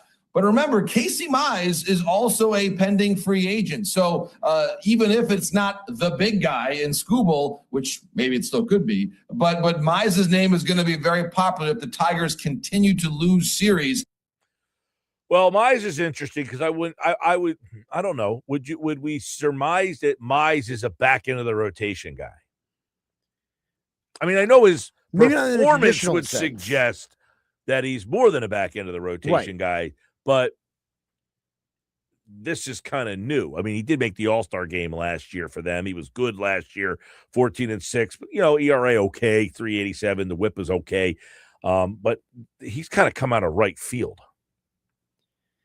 But listen, maybe if you can't get Skubal, you have a conversation with the Tigers and you realize, the Tigers were willing to give up this to-be free agent for not much. Maybe there's some random guy in at Jersey Shore, right? How many times have you and Jeff Kerr have talked about, the guys at Jersey Shore, they're so far away from the big leagues, but there are other teams, other organizations that might be like, I like this guy at Jersey Shore at single A. Yeah, see, if I'm the Tigers, I wonder if I'm just willing. See, that's just where this trade deadline is so interesting because of the lockout next year. Mm-hmm. That's one problem. Two, right-handed bats, major premium. So you can ask for more because everybody needs them. And you can trade a mid-level right-handed bat like Tyler Ward or Joe Adell and ask for more, because nobody has a right-handed bat. So it's like, you want one? I want a better prospect than your single A pitcher. And that's where Mize could come into play here as well, where you could say, you want some back end of pitching here? Sorry, I'm going to need more than your Lakewood Blue Claw or Jersey Shore Blue Claw. Right. Well, and that's certainly possible. I'm not doubting that that's a reality. I'm just saying that when we get closer to the deadline, people get more realistic. You might ask on June 18th for the moon and the stars, but by the time you get to August 2nd and 3rd, you might be settling for the house. Possible.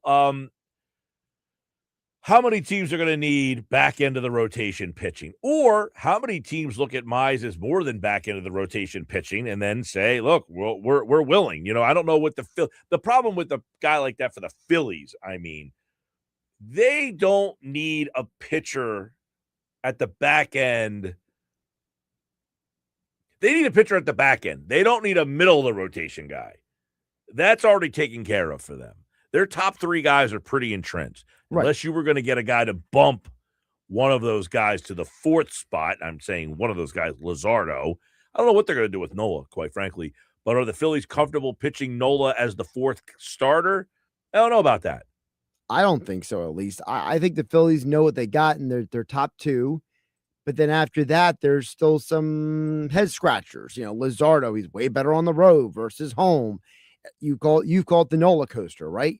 So, you got two guys who are kind of hit or miss when it comes to what they can do. Maybe it would benefit you to get a middle of the rotation guy. Yeah, I don't think, though, that they put that as high on the priority list as the right-handed bat. Maybe not, but maybe, like I said, if you have a conversation with the Tigers have zero interest in giving you Skubal because of what you could offer them. They get some better from somebody else, and maybe get closer to August 3rd. And, it's one of those deals where you remember in Moneyball where Billy Bean recalls up Cleveland and he's like, I know you guys told me no before, but, I mean? I would say if they've called and struck out on everything else and they just need one thing to make their team better and this is what's left, then possible. But I would think they need these other pieces to try to get a right-handed bat in some capacity, possibly some bullpen help. So I would think that adding a starter that's more of a back-end guy, you're not going to say, and I'll give you Gage Wood, Right. You're not trading at this point. I don't think you're trading anyone like Gage Wood or that's what people are going to ask for. I know they're going to ask for it, but they asked for Andrew Painter too, and you said no. So the problem with the Phillies right now is they are in. Don't you feel like they're between a rock and a hard place because they're in win now mode, but they're also trying to salvage what is in the minor league system? I thought Kevin brought up an interesting point. Dombrowski is probably done after this year. Whether he wins a World Series or not. If he wins a World Series, you fly out in the sunset. Right. If you don't, you're almost at that point where, you know what, something's got to change here. And he's talked about the Nashville thing and if there's a lockout and all that stuff. So he goes for broke here and just says, I can empty the thing. Or does he say to his buddy, Preston Manley, I'm not going to do that to you. I'm not going to unload the place and leave this, mess with you. I don't know how to read what Dombrowski does in possibly a lame duck situation. Well, for example, if you're going to unload the clip, right? If you're going to sit there and be like Arun Escobar, Alex McFarland, whoever else you want to throw in there, maybe it is Gage Wood, I don't know, but like whoever you want to throw in there, and you're saying, I'm going for broke. If it's not Skubal, who is it though? You know what I mean? Like you might offer all three of those guys, but maybe the Brewers or Dodgers offer better than those three guys. Sure, but if that was my point that I was saying, that he might not want to empty the clip and leave a desolate system to Preston Mattingly when he leaves. That's what I'm saying. He might do it to get Skubal, but is he going to do it to get a marginal guy who absolutely not maybe doesn't do much for you? I think the fact that Phillies they never considered, it seems like, trading Andrew Painter. So doesn't that kind of signal to you, Mike, that if they're not willing to trade Andrew Painter, they're not just going to trade these other guys for a rando? Well, I also have the thought that I'm wondering if this will be the year that Dombrowski does something different. We've heard for years that he empties the farm system and he makes the big trade, and we have not seen the big trade. We've seen him make trades, but not really, other than the one he made last year for Duran. That's one was the biggest trade he's made. And that's a big one. I mean, he gave up Taiit and Mick Abel. Those are two of your top, 5 prospects in your, I think it was 6. I think they were both in the top 6. Taiit was either 3 or 4 at the time, and then Abel was like 6. Yeah.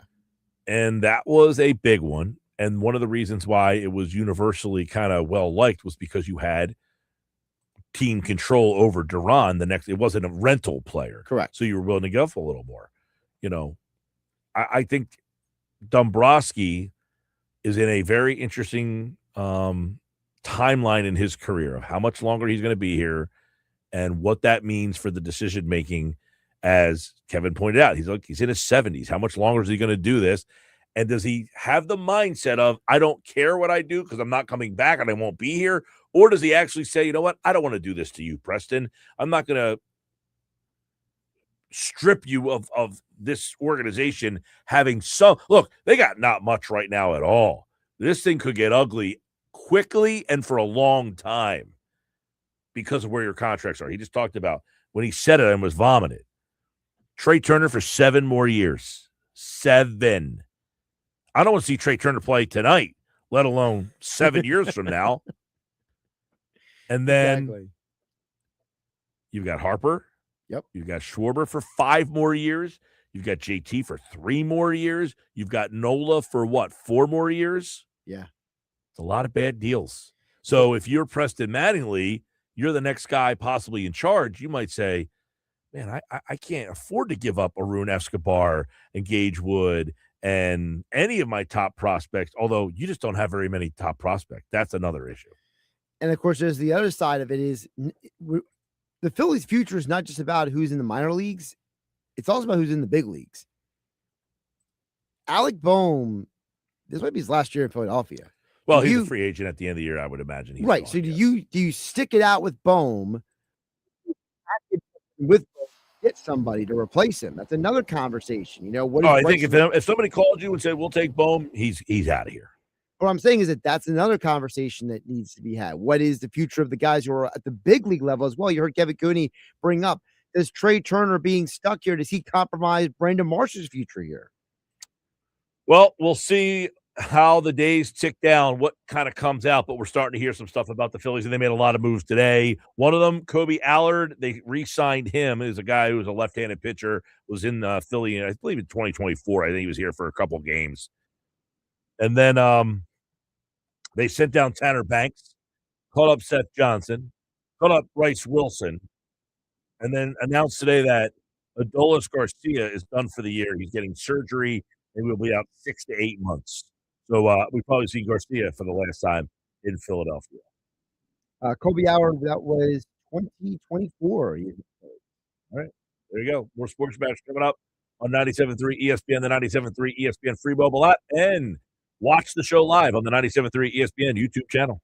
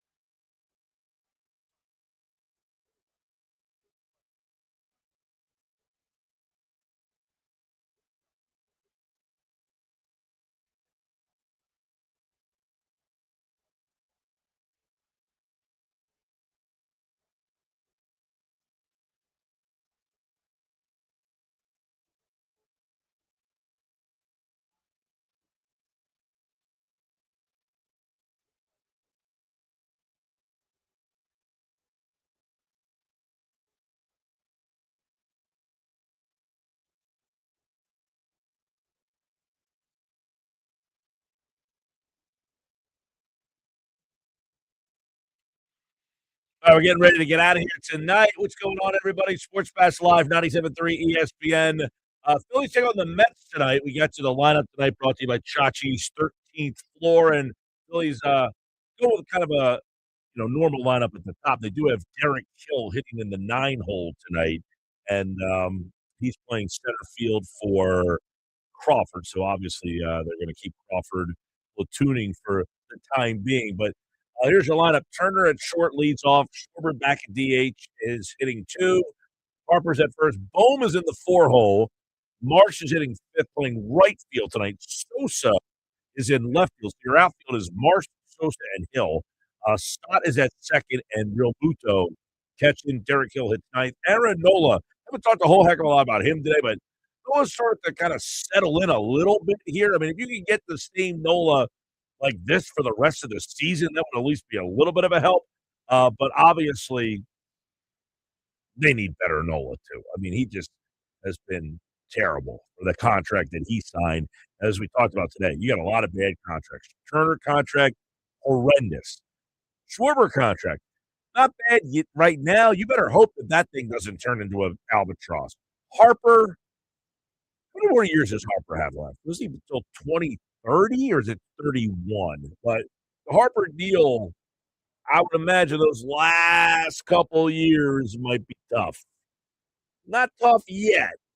Those last couple of years, I would imagine that we're talking about how long is left on that deal? 2031. 2031. So 5 more years left on that thing. Bohm's a free agent. Marsh, he's got some arbitration years coming up here. He should be a free agent in 2027. Sosa, Stott, Real Muto, 3 more. That's a contract that we might be talking about. Oh my Lord. So Phil's tonight against the Mets. Sean Manaea starts for the Metropolitans. Back tomorrow right here on the Sports Bash Live on 97.3 ESPN. And, of course, we'll have the day off tomorrow, but we'll be recapping this one and getting ready for the weekend series against the Mets. Have a great night, everyone.